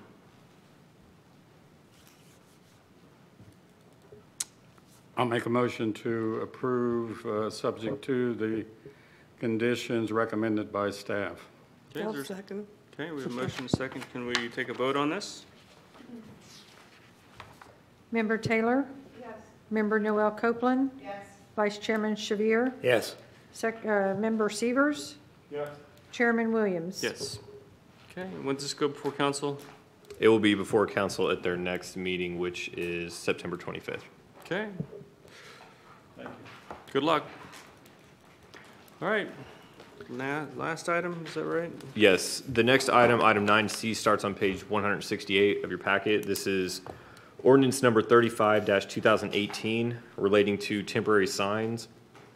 And to give a brief background, there was a Supreme Court case that happened in 2015. It was Reed versus the town of Gilbert, and they made a ruling on basically how cities and jurisdictions can regulate signage. And so I'll just read through this quickly, the summary, and then we can go through the changes to the ordinance. The United States Supreme Court, in Reed versus Town of Gilbert, the United States Supreme Court addressed the constitutionality of a local sign ordinance that had different criteria for different types of temporary, non-commercial signs.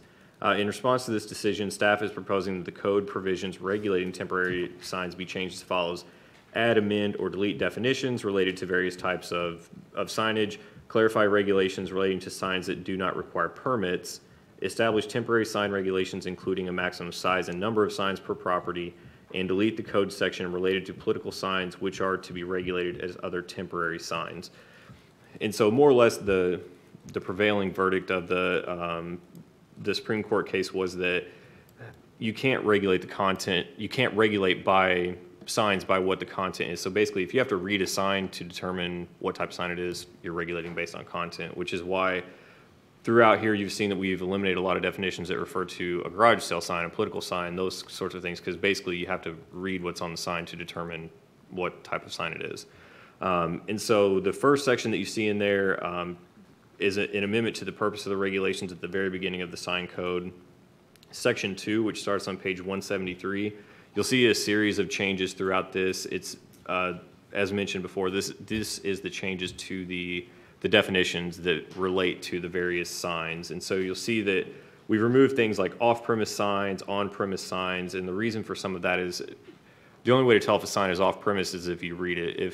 If I have a business with a sign, but my neighbor wants to put his business name on my sign, it doesn't matter. As long as that sign was permitted, we don't care what the message is on the sign, so long as it meets the requirements of the land development regulations. Permanent signs, we wanted to establish a definition of that, which are basically, those signs that are permitted to meet the Florida Building Code. So a series of those types of definitions were modified. In section 3 on page 175 near the top, this is signs not requiring a permit. So there are certain signs that are exempt from permitting. Some of those remained unchanged under letter A1. we changed some of those basically. So those would be some of your small signs that you would see in a front yard advertising an event or during the political season, or just a message they want to share with their neighbors. And so you'll see in that section, though, as you continue on down through 175, 176, you see things like real estate signs have been removed. Again, that's dealing with content, garage sale signs, and I believe, no, political signs aren't in there. They're in a different section. The A-frame on page 178, the A-frame, sandwich signs, and menu board signs, though it shows it's stricken here, but that is now addressed in the actual temporary sign section. So we're not trying to get rid of those kind of sandwich board signs for restaurants and that. It's just being moved under the temporary signs section. So then at the very bottom of page 178 and continuing on then after that are the temporary sign regulations that we have drafted to try to create what's basically called a content neutral sign regulation, which is all we are trying to do here is regulate these temporary signs based on size, location, duration, and things like that, setbacks and so forth. And so what you see really is the temporary sign standards at the very bottom of page 180 and the beginning of 181 are the signs, and it's broken up, or it's put in a table format. We were trying to make this easy to understand for us, for the public, and so we felt that a table format was the easiest. And so there are some, I wouldn't say exemptions, but there are some additional criteria down there below. But to kind of summarize, the maximum number of signs per property, regardless of what type of zoning district you're in, would now be 2. In single-family districts, the maximum size would be 3 square feet in area. Multifamily is 16 feet, and non-residential is 32 square feet. We actually took that we looked at all the different variety of temporary sign types that we already had, such as real estate, garage sale, and all those, and that's how we landed on these numbers for size-wise. A 3 square foot sign, to put it in perspective, is a typical, we call them snipe signs, but the ones you see in the right, along the road, those are about 3 square feet in area. And then 32 square feet is basically 4 feet by 8 feet. So a sheet of plywood is basically 32 square feet. And that's what was already allowed for in the non-residential districts. So again, we weren't trying to be overly restrictive with this. We were just trying to simplify all the regulations only to address those physical characteristics and location of a sign. The setbacks there, again, the same thing. We followed what was more or less already in the code. We just simplified it based on as a temporary sign, not a real estate sign or whatever else. The other item that we came up with was a duration for these temporary signs, as they're not permitted and don't necessarily have to meet the Florida Building Code. Obviously, a snipe sign that you just stick in the ground does not meet the Florida Building Code. So a maximum duration per calendar year for these temporary signs is 60 days, and that's right at the beginning of page 181. Let's see, moving on down below, items F and beyond. So a lot of these display of temporary signs, basically the temporary, that you have to have permission of the property owner in order to display one. These temporary signs cannot have any kind of lighting or changing movement, basically anything that causes distraction. Let's see. So G and H are similar, in terms of creating distractions, those sorts of things. Letter I, talking about visibility between pedestrians and vehicles. So there again, a safety aspect. Display of multiple messages. This is pretty common throughout a lot of sign codes that one sign may have multiple different messages on it. It's just so we're not regulating that one sign can only have one message. Let's see. Then under letter M, the A-frame sandwich board, so that's where we relocated that to. Those are considered temporary signs. They're put out in the morning, they're taken in the evening or whenever business isn't open. Banner signs, which is letter N, that is the current regulation that's in the code. So again, that was just co-located with all of these other temporary sign regulations. The other kind of big one is O and P, or sorry, not O, but just P. The temporary signs and wind advisories. So we felt that since these are just, they're not intended to withstand necessarily wind loads and that sort of thing, that during wind events as issued by the National Weather Service, that those temporary signs must be removed or stored inside, basically. Moving on from there, so Section 5, which is on page 184, that's where the political sign regulations used to be located. That is stricken because there again, we are considering a political sign as a temporary sign. And then the other changes, more or less, on page 185 and 186. The changes on 185, again, we're removing the reference to on-premise, so we're trying to get away from that on-premise, off-premise discussion. And then the other sets of changes were on 186 and beyond there, where it's off-premises signs. And so the major change in this one is that on page 187, we changed off-premise signs to basically just reference billboards. That's essentially what all these regulations were addressing anyway, so we just called it out specifically as that. And that more or less is a quick overview. I'll be happy to try and answer any questions that you have about these changes. Member Noel Copeland, you had a question? Yes, so as we sit here in the political season, the regulation around the maximum number of signs on a lot, regardless of the size of the lot, is 2. So there are multiple lots around town with 10 or whatever, 6 to 10. And also with the limitation of a maximum duration of per calendar year of 60 days, some of those signs have been up since before the primaries and will continue to stay up until after November 6th. So you're saying this changes all of that, which I'm in favor of. I just want to make sure I'm reading it correctly. That is correct. Yeah, I mean, basically, it's written as you can display these signs for 60 days. Now, that's so what will I'm sorry, Trevor, what will the fine be for not living up to these regulations? So we have not established a specific fine just related to temporary signs, so it would fall on the typical code enforcement process. I don't know what that typical fine is in terms of a sign not being in conformance, but. We don't typically bring sign violations to the code enforcement board. I would say we haven't in the past couple of years because of the transition between updating our sign code. And after this gets adopted, I think that there will be some retraining of the code enforcement officers and staff to identify what they should be doing and how to monitor those signs. So they will have to take a photograph of the initial day they notice a sign and count how many days before they notice that it has surpassed the threshold that the code allows, 60 days or 30 days, whatever the case may be. And then that property owner would be cited with a notice of violation that goes before the code enforcement board. They're given a reasonable period of time to correct. So the statute does provide that time for the owner to correct the violation before a fine is assessed, up to $250 per day per violation against the property owner and all the properties they own. Okay, so I just want to make sure we're not putting the rules in here and then we don't plan to enforce them. That's all. We do plan to enforce them, and there has been a moratorium on things like the political signs. After the case was initially issued, the city did issue a moratorium on the political bonds that are required for political signs. So there was a very minor change, but this is the end of the capturing all the changes that are required from Reed versus Gilbert. And so just to make sure I understand, the 60 days, so it's not, it can be up 60 days and down a month and then back up. It's for the whole calendar year. That specific sign cannot be replaced on that property. Yes, ma'am. Okay.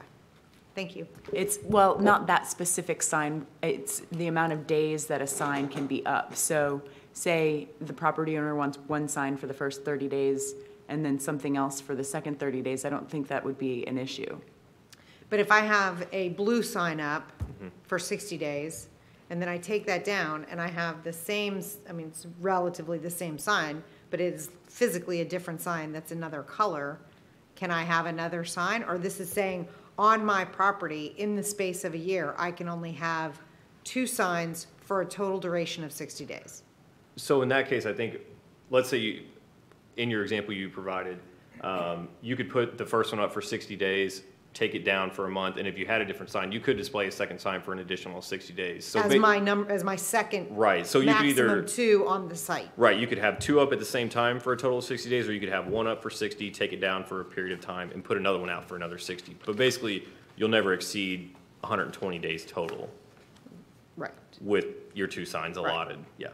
Okay, interesting. It would be a case-by-case scenario, of course. We don't know what property owners are going to post what signs. The code enforcement officers would have to document, and they would consult with my office, and we would proceed, you know, as the case evolved.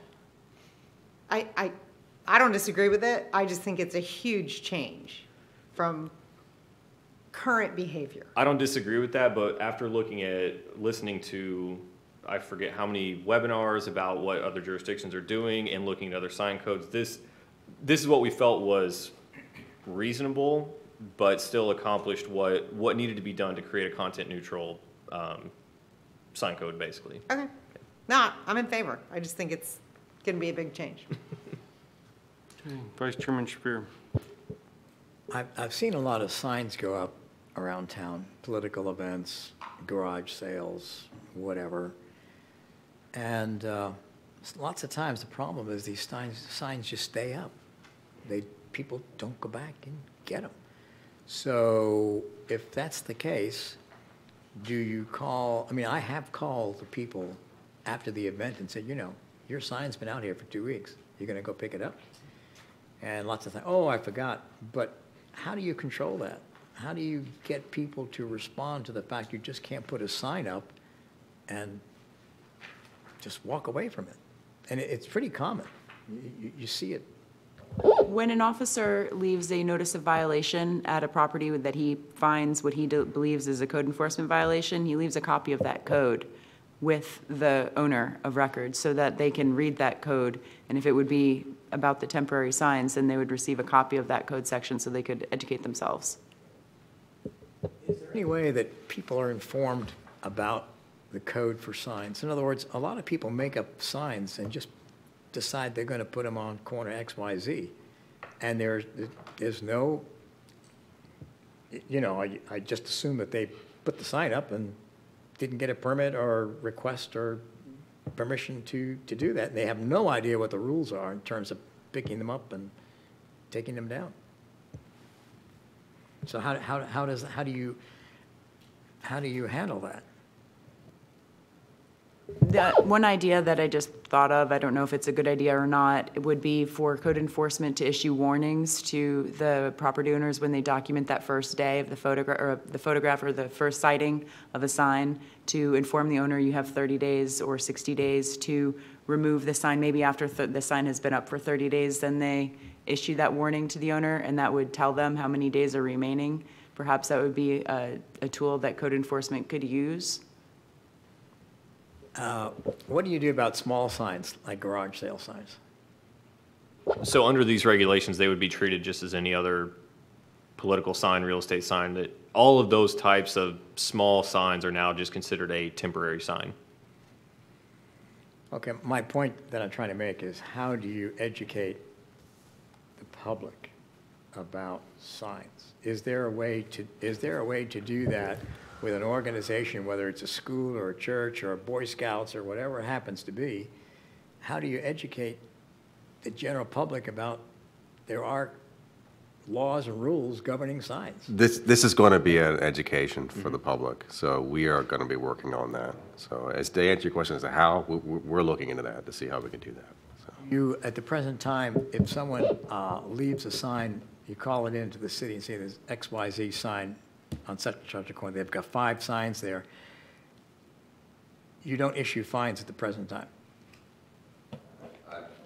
And go ahead. No, it would not be an immediate fine assessed against the property owner. They would have a reasonable time to correct the violation once they were cited.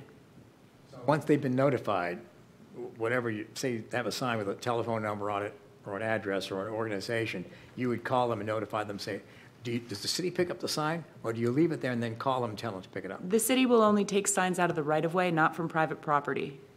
So for instance, if someone has 5 signs on their property and they can only have 2, they would be notified, and if that condition isn't rectified within the specified amount of time, then action would be taken.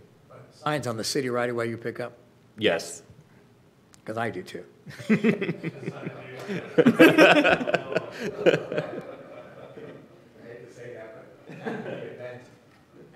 The event and the sign is still there 2 weeks later, I just pick them up and that's it. Member Severs. I had a couple of questions. I noticed in the first page of the ordinance, it provides that whereas under established Supreme Court precedent, aesthetics is not a compelling governmental interest. And in the ordinance in 2 or 3 places, we refer that we're adopting this based upon aesthetics.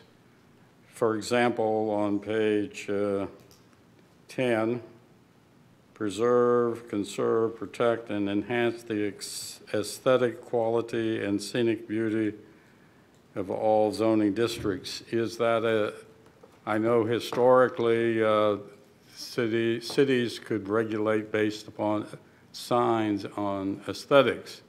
Has that all changed? I guess, and I'll defer to the attorney, but if we cannot regulate based upon aesthetics, I'm not sure it should be that we're regulating on basis of aesthetics. I'm not sure. What we're more concerned about is regulating what, not Content. including regulations that's related to content, but the aesthetics, if you will, think about we can regulate the size, the location of the sign. So that's kind of related to the aesthetics. We don't want a plethora of large signs in single-family residential areas, for example. Okay, So that's, I'm just that we concerned can do. about the buzzwords that's in here, okay? Sure. That's what I was concerned about. And the sign definition, many real estate signs, many political signs, and I can show you some, are two-sided. This says the surface. Is that 2 signs or 1 sign? Obviously, if it's 2 signs, they got to be 10 feet apart.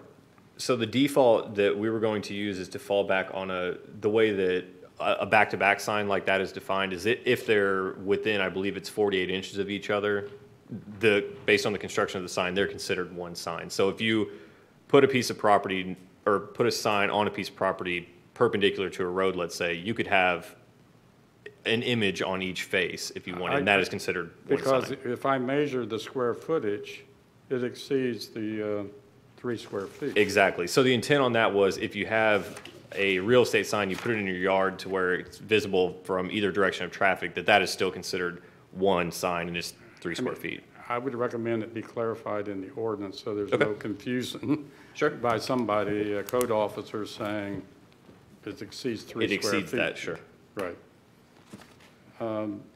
I express, I don't like signs, period. However, being practical, I mean, clearly during the political season and even dealing with realtors, their listings are not for 60 days. They have a listing on a piece of property. It's usually 6 months or a year. That's why I asked about that. I don't know how realistic this is. I mean, the primary season, I'm sure there's signs up at least 60 days.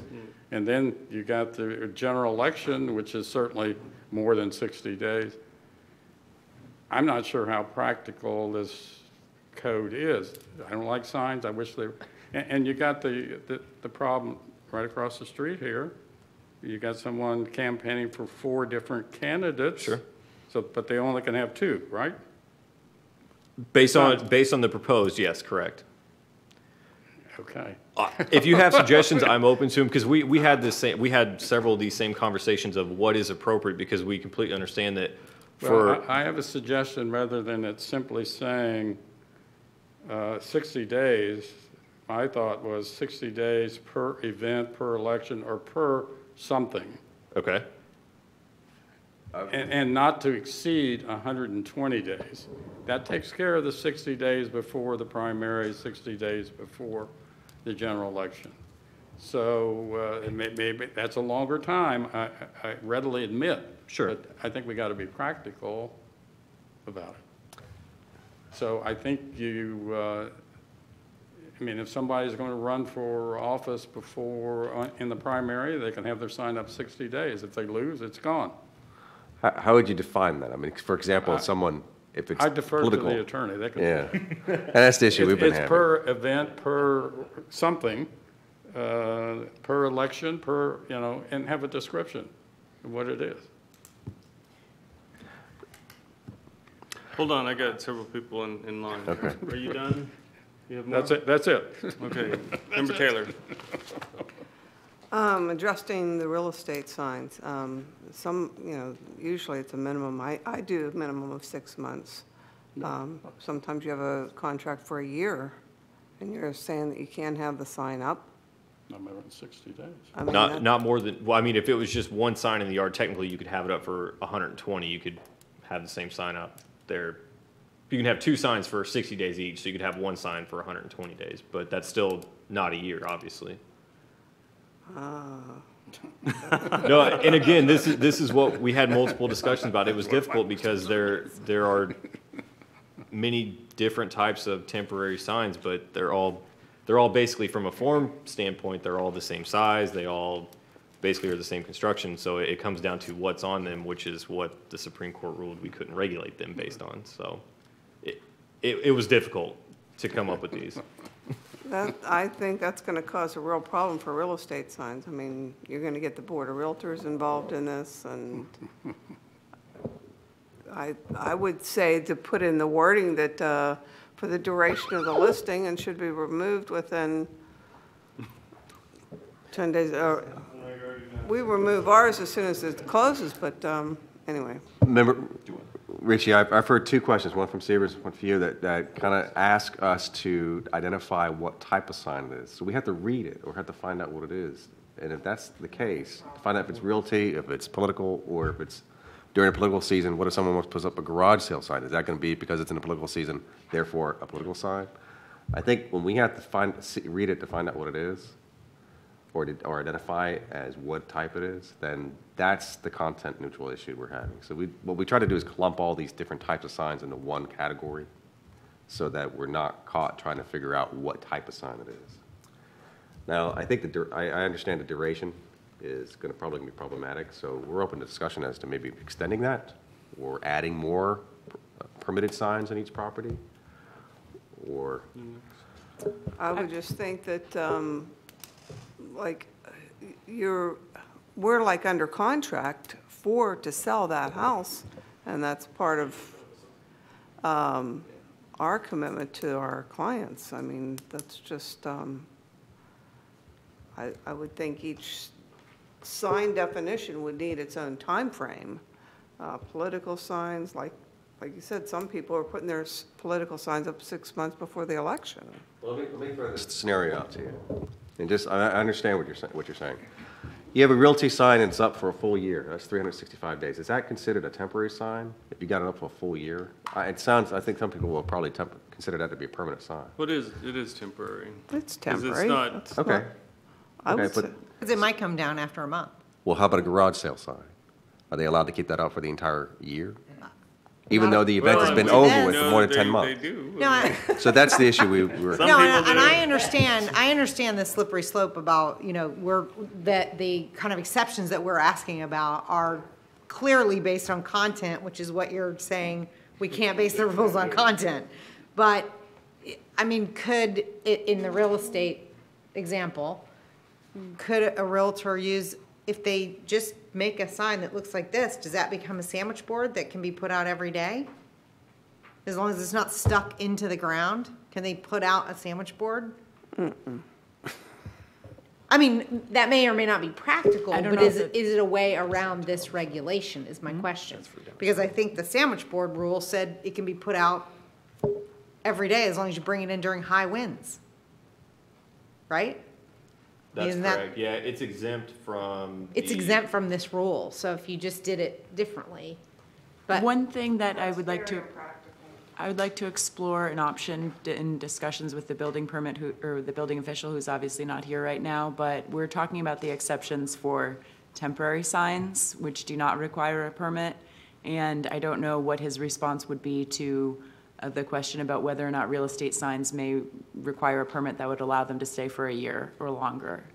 If that may be something that would be a solution that would already fit within our code, and then would also allow us to have the temporary code as proposed. I don't know if that's a good solution, but perhaps a permit for real estate signs might satisfy both the realtors and the temporary solution here that we're looking to find.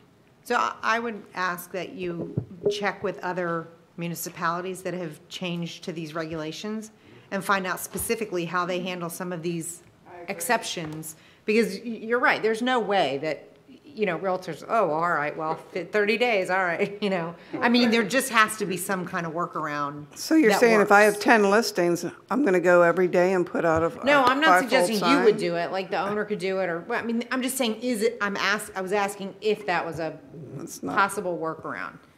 But it's more practical than saying you can only have it there for 30 days, I would imagine, if I were a realtor. But these other municipalities have to have figured this out somehow. I will say some municipalities have adopted codes, but many are still in the same boat we are, which is trying to come to a happy medium. I like on the all of this. permitting of it, if that's a possibility, because that's a nice revenue stream for the city as well. And we can look into that. However, I will say I want to ask the building official about that because that would be a lot of permits Would be to a lot of review. work.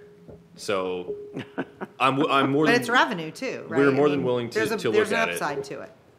You have to consider, though, when you do something like that, what are you receiving as far as the fees versus the amount of time administratively to administer that? I agree. And if the fee is too high, because the cost of the administrator may be so high that, and then you're raising the fee so high that it's actually onerous, but yeah, you're recouping your costs. Is that worth it? And so that's something the city would need to consider. I don't know if that example has been made in other communities. We can certainly look at it. I don't know. Good. Okay, Vice Chairman Shabir. In reference to, I just had an idea, real estate signs. If a sign is on the property, does that make a difference? In other words, if it's not on the right-of-way for the street, the sign is actually on the property itself. These temporary sign regulations are only for those on private property. You cannot we don't allow any signs in a public right of way, Well, temporary or not. You see them.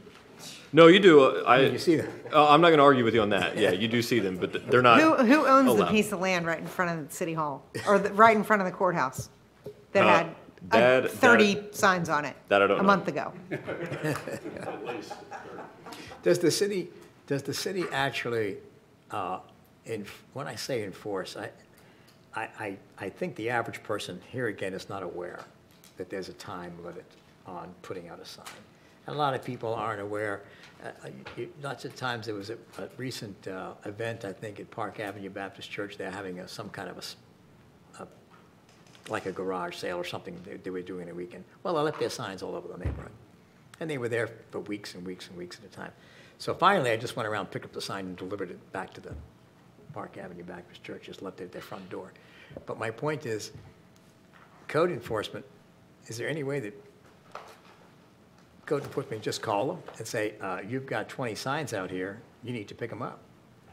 Or does code enforcement just go pick them up, and that's the end of it? Code enforcement will pick up signs from the right-of-way, but not from private property. If the private property has a violation, the owner will get a notice, but the code enforcement department is not going to go out and correct the violation on their own. So if it's on the right-of-way, they will do it. If it's in the right-of-way, yes. Does that mean anytime they see a sign in the right-of-way, they can pick it up and, While they're working, yeah. okay. Yeah, because lots of times I've seen the signs in the right-of-way, and I see city cars going, nothing ever happens, the signs just stay there. And I don't know if they're just not interested, or they don't.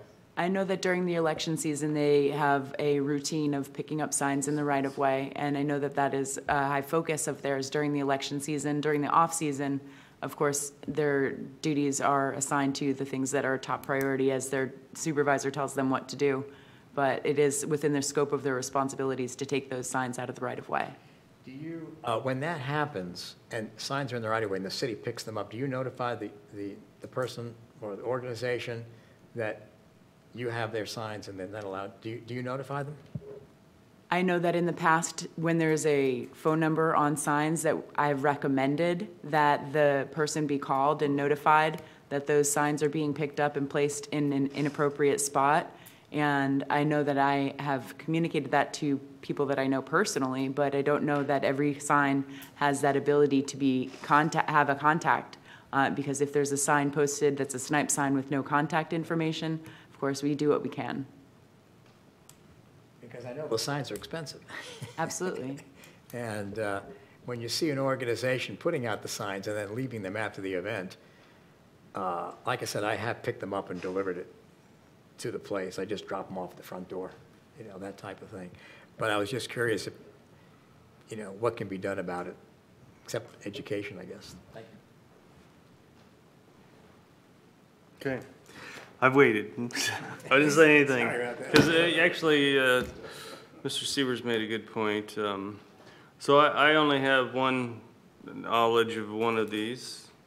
And I can tell you firsthand, if you limit in the political season, you have really, I don't like the political spam either. Even, I absolutely hated putting signs out. I mean, I hated it.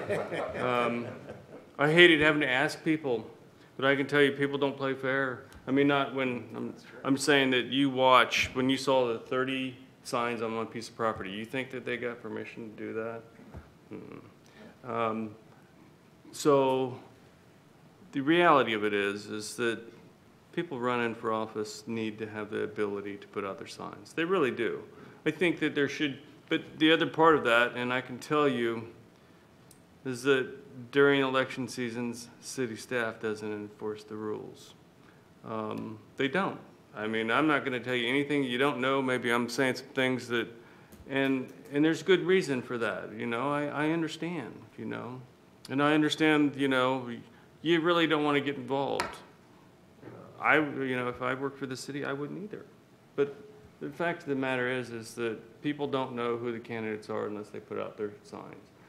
It's not like I'm trying to advocate, because as I said, I hated doing it. I felt like I was that dirtbag, and I hate to be so blunt about it, but it was embarrassing at times. And everybody's looking at your picture, and then people are looking at you saying, I know, I recognize, I hated that. But, it's one of those things where it is a necessary evil, believe it or not. It's just, yes, I would like to see it regulated somewhat.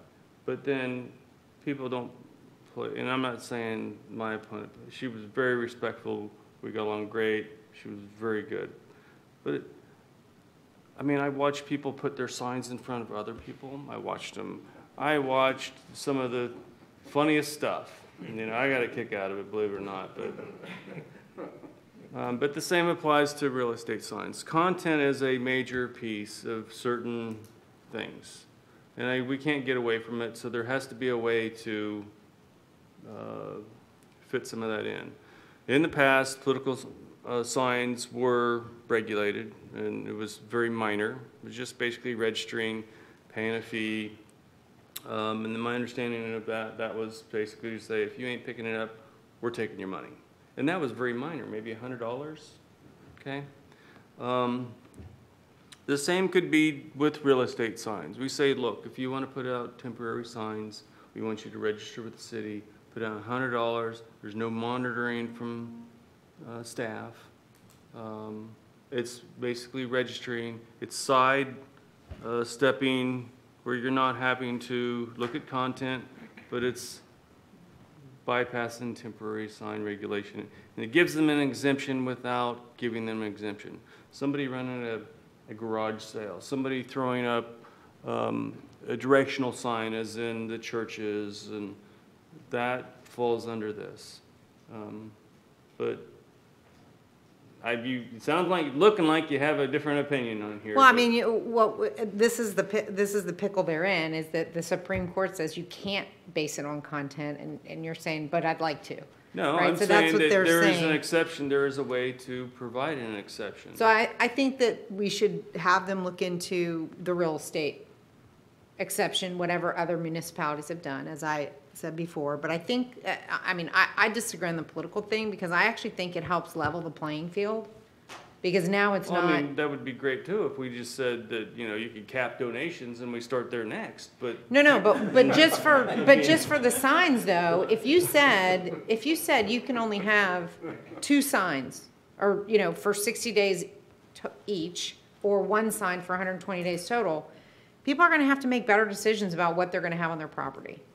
Right? Because you're not gonna have these lots that have the 10 signs that maybe the people got, permission and maybe they didn't. But if somebody if I have a piece of property that's vacant and somebody puts a sign on it and I didn't authorize that, and maybe I don't drive by it every day, When the city calls me and says, hey, FYI, that's been up for X number of days, it can only be up for so many more. But you're asking them to put the burden on the property owner that might not even live here, might not even know about it. Yeah, but that doesn't mean, Now, that's he like saying doesn't if I fix don't it. live here, I don't have to cut my grass because it's a code He violation. doesn't fix it, and now he has a lien put on his property, and that will happen. Yeah, just like if he doesn't mow his lawn. So It's it code. is not, that's something that, it sounds like it's an extreme, but it's actually a reality that can and would happen. No, I think, what you said about sometimes, people turn the other way during certain seasons or whatever, don't enforce what's there. I don't think, if they're not gonna enforce it, then they have to not enforce it on everybody. They can't selectively not enforce it on the people they don't like or don't want to win. I completely understand. Maybe I'm throwing out something, everybody knows this. I mean, I've had people tell me that.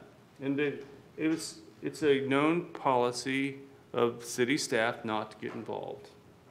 I mean, am I wrong? I'm not going to say we don't enforce it. No, okay, not enforce it, but not get involved in the politics during political season. But what I would say is that you're not getting involved by enforcing the code equally to all candidates. I mean, I agree that you can't say, I'm looking at that lot because it's got blue signs on it, but I'm not looking at that lot over there that's got red signs on it.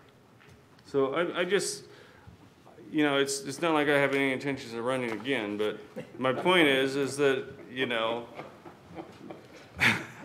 my point is real simple. It is a necessary evil. And until you run, and until you understand that getting permission is not an easy, when I played by the rules, quite honestly, because like you said, I probably won't ever run again. When you follow the rules, and I was doing everything, I even picked up all my signs during the hurricane. How many other people you think did that, But when I played by the rules to the letter of the T, you know how difficult it was for me? And I watched all these other candidates just do whatever they wanted to do. And I'm like, well, wait a minute. This ain't working for me. And obviously it didn't work for me, but I mean, my point is that it is not as cut and dry until you're actually walking the walk. And I understand that, but what I'm saying is if having temporary sign code if the idea is to clean up Titusville and not have signs everywhere that are completely unregulated, and the Supreme Court says we can't write the regs based on the content, then you've got to choose a It side. doesn't necessarily mean that you have to say, it doesn't necessarily mean it have to be by content. You can come in and say, I need to get a license for signs or something. And there's no content. From hearing everyone, maybe this is a suggestion we can continue to explore, is maybe regulate the duration of signs based on the structure of the sign or the type of sign. And that still continues to allow us to, so say, for example, wood post versus a little frame sign inside a yard. Those might have different durations.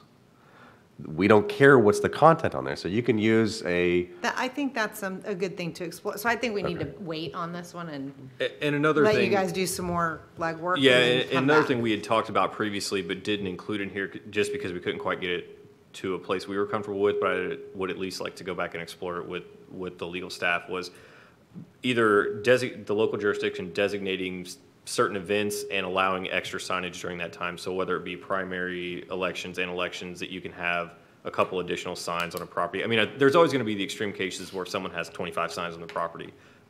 We're not going to be able to regulate to allow that kind of stuff, I don't think. But if it was based on some kind of designated time or recognized time that additional signage could be put out, I think there's something we can come up with. So I think we just need a little more time. So as long as you're not saying you can have more political signs, you can have any kind of other signs during that you could put up, time You frame. could put up 5 signs that say "I love dogs" if you wanted to. Right. We don't care what the signs say. Yeah, it's that's just you can have extra. that's right. a good Yeah. thought for a workaround as well. So yeah. So and then the real Although estate. it'll end up covering half the year, right? It'll be from July until November. So we'll have to see, but yeah, I think that if we had some more time to go back, it's been good. I'm glad to see that we were on the right track. I think in general with and some of these issues we knew were going to be issues, but it's been great to get this feedback. So I think if you want to give us more time to work on it, we would certainly appreciate that. How much longer do you want? We're going to need a recommendation from you to give the city council, because this has already been advertised and scheduled for them. So your recommendation could be, do not approve because, or you say, recommend approval, or with some changes, or recommend to city council to not adopt, allow for continued changes. So that's, the motion is up to you, but they're going to need some kind of recommendation. I mean, honestly, if at this point in time, I could never support, I appreciate your work for this, I truly do. I think you've done a great job, but it doesn't address, it has some major holes in it that doesn't work. So if it's, from my standpoint, and I'm sure from another member, I mean, and maybe, I mean, there's 3 more members here, but I wouldn't recommend approval. But I don't want to say that all the work that you've done should be gone. I think you're getting. I can make a motion if you want me to. All right. Well, hold on. I got more. Okay. I got 2 more people here. Wait, Sorry. I think you're one of them. Member Taylor? I kind of agree about the political signs as well, because if you have somebody that's a little more proactive than someone else, they could be the only one that have signs out. Nobody else can have signs out because they're only allowed 2 in each yard. So I mean, you're limiting people that are trying to stand up for a cause, or however you want to say it. You're limiting them. Somebody may be retired, or somebody may be independently wealthy and can go out and do all this, and somebody else can be working a full-time job and can't get out there and do signs on a regular basis. I mean, so I think you're really limiting people by doing that. Okay. Mr. Severs, do you have anything else? Are you ready? Did we open this to the public? We've. I don't recall. All right, we'll open it to the public, close it to the public. Mr. Severs, did you have anything else, or did you want to make a motion? I thought I'd make a motion that we not recommend approval as written, and to allow staff some additional time to review our comments and come back with a revised ordinance. Second. Okay. Can we take a vote on this? Vice Chairman Shavir? Yes. Member Taylor? I'm voting yes. To disapprove, yes. Member Newell Copeland? Member Severs? Yes. Chairman Williams? Yes, see, it's very rare that we say no to something, right? And when we say no, we have to say yes. So, This is always a contentious issue, so yeah. I agree, I mean, it is, and I hate to be, I feel like this will be used against me later if I ever do run. I really do, so I am as. When it's time to vote, you can still vote no then, just to cover yourself. All right, so we will go to reports. I don't have anything specific to report. We do, as Brad mentioned earlier, we have a series of upcoming meetings. I did just want to let you know the Titusville Tomorrow project we are continuing to work on, and there will be broad stroke changes that we are proposing in that. We're more than happy to meet with you once you get a draft, but our goal is to send it out to you, present it to you at a P&Z meeting here, and then just for your comment to basically as a checkpoint of, are we on the right track? Are we, get you to understand what our focus is and what our goals are, and then bring it back to you at a later date for action. So you will see that coming up. We have several other presentations for the Resilient Titusville, which is the coastal management related issues, and we will be having some meetings with the public just on the Titusville Tomorrow plan, and you're all on the email, the listserv, so you will be getting those updates as well. And if you have any questions in the meantime, we're always happy to speak with you. There's a newsletter from our department we send out. If you have not received that, please tell us. We'd like to make sure you receive that. But it includes these projects that Trevor just mentioned, including the dates of the presentations. Okay. Chelsea? Okay. Member Hare, anything from the school board? Yes, I have one. Okay. It's short.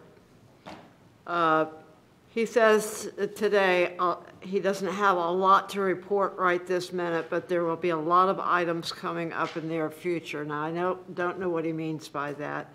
And then he said the school district will have a final count, student count for enrollment numbers calculated on October 12th, 2018. The school district staff will be asking the city planning staff for an update, and so that's you all, for an update and updated development report in the next 2 weeks. So beware, you're going to get asked. And a 5-year work plan is currently underway, and we hope to have this completed next month. So that might be what he's talking about. And that's it. Okay. We'll go down the other way. Member Taylor. Nothing to report. Vice Chairman Shabir. No report. Member Severs. At the last meeting, I indicated I had 3 items. I covered one of those, and that was the school grades for the county, where 24 schools in North Brevard in Brevard County received an A. Unfortunately, within District 1, only one charter school received an A. No other public school within District 1, which is basically from North Cocoa north to the county line, received an A. And I did, as I indicated to you, appear before the school board on their budget, and I did express my concern about allocation of school personnel and resources, because as evidenced by the action of the school board when they closed South Lake, I realize it's open today as a school of choice. All 5 schools that received additional students by reason of that closing, if you compare their grades from 2013 to 2018, every one of them went down, whereas the one school that they left open on the 3-2 vote flop, its grade went from a B to an A, which is kind of interesting. The chairman did indicate that they were listening, and that they, I guess that maybe we can hope for some good things to come from them. There's 2 other items that I wanted to mention of concern of mine. I don't expect any action tonight from anybody or staff. But many moons ago, I was involved in drafting various sections to the code dealing with landscaping and preservation of trees. And one of those sections, and I can pass them down, is section 30. Today it's at 30-324. And I certainly have copies here for staff as well. Those sections of the code.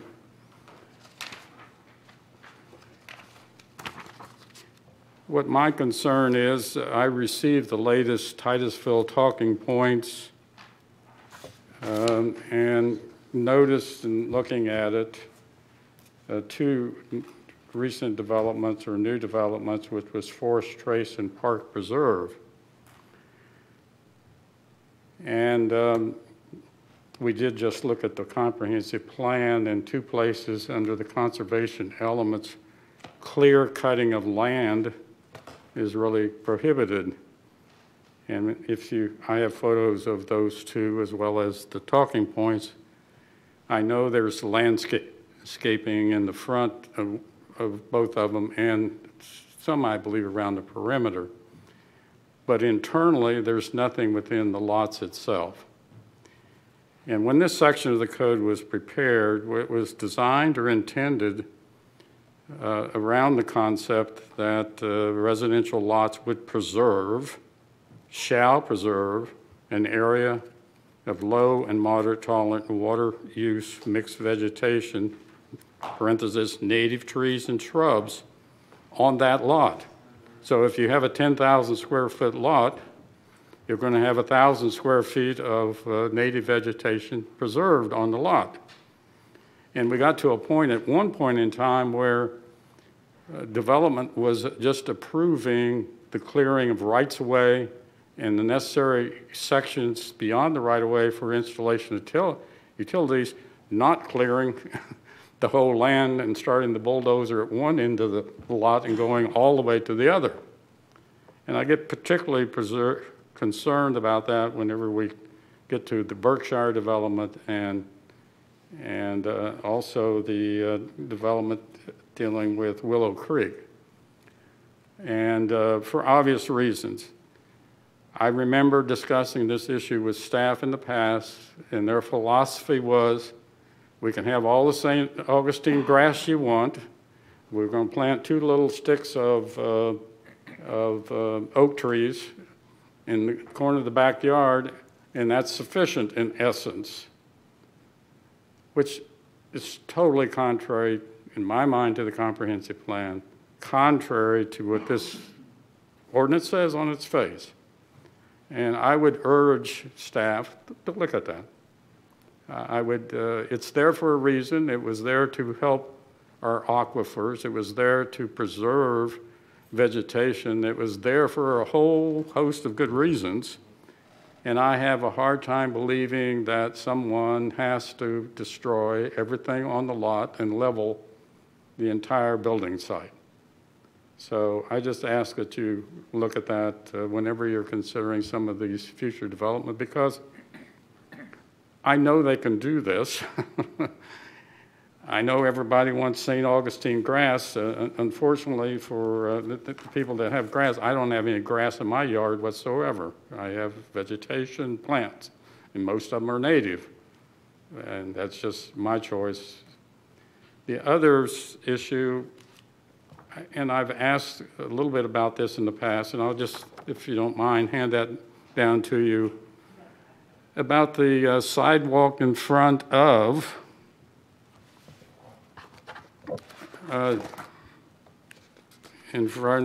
Titusville Landing. So I kept wondering why that sidewalk doesn't exist. It wasn't ever built. I believe, I can double check this, but I believe that what that was is because they were adding in the stormwater so close to the street that they pulled that sidewalk internal to the project itself. And so while it does look very unusual at that intersection, there is a sidewalk that runs along the west side of that stormwater pond. Oh, I know. But it is unusual, and whenever you cross the street, it looks like you're just coming to a dead end. But that's I think an agreement that was reached between the developer, the city, and I believe FDOT as well. But I'll be happy to check into that. I think that's in violation of section 30-238 of the code.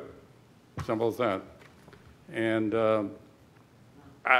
even if you have to have less than the 3 foot and meander around a fire hydrant, I mean, if that is our public sidewalk, then do we have a public easement up there? Under public sidewalks, we maintain those. Are we going to maintain that sidewalk on their property? It doesn't make practical sense to me. It just doesn't make sense. And I'd like to know what's happening. I mean, certainly the north end of the property, they come down to the along the road, and then at the traffic light, then they meander around the retention pond.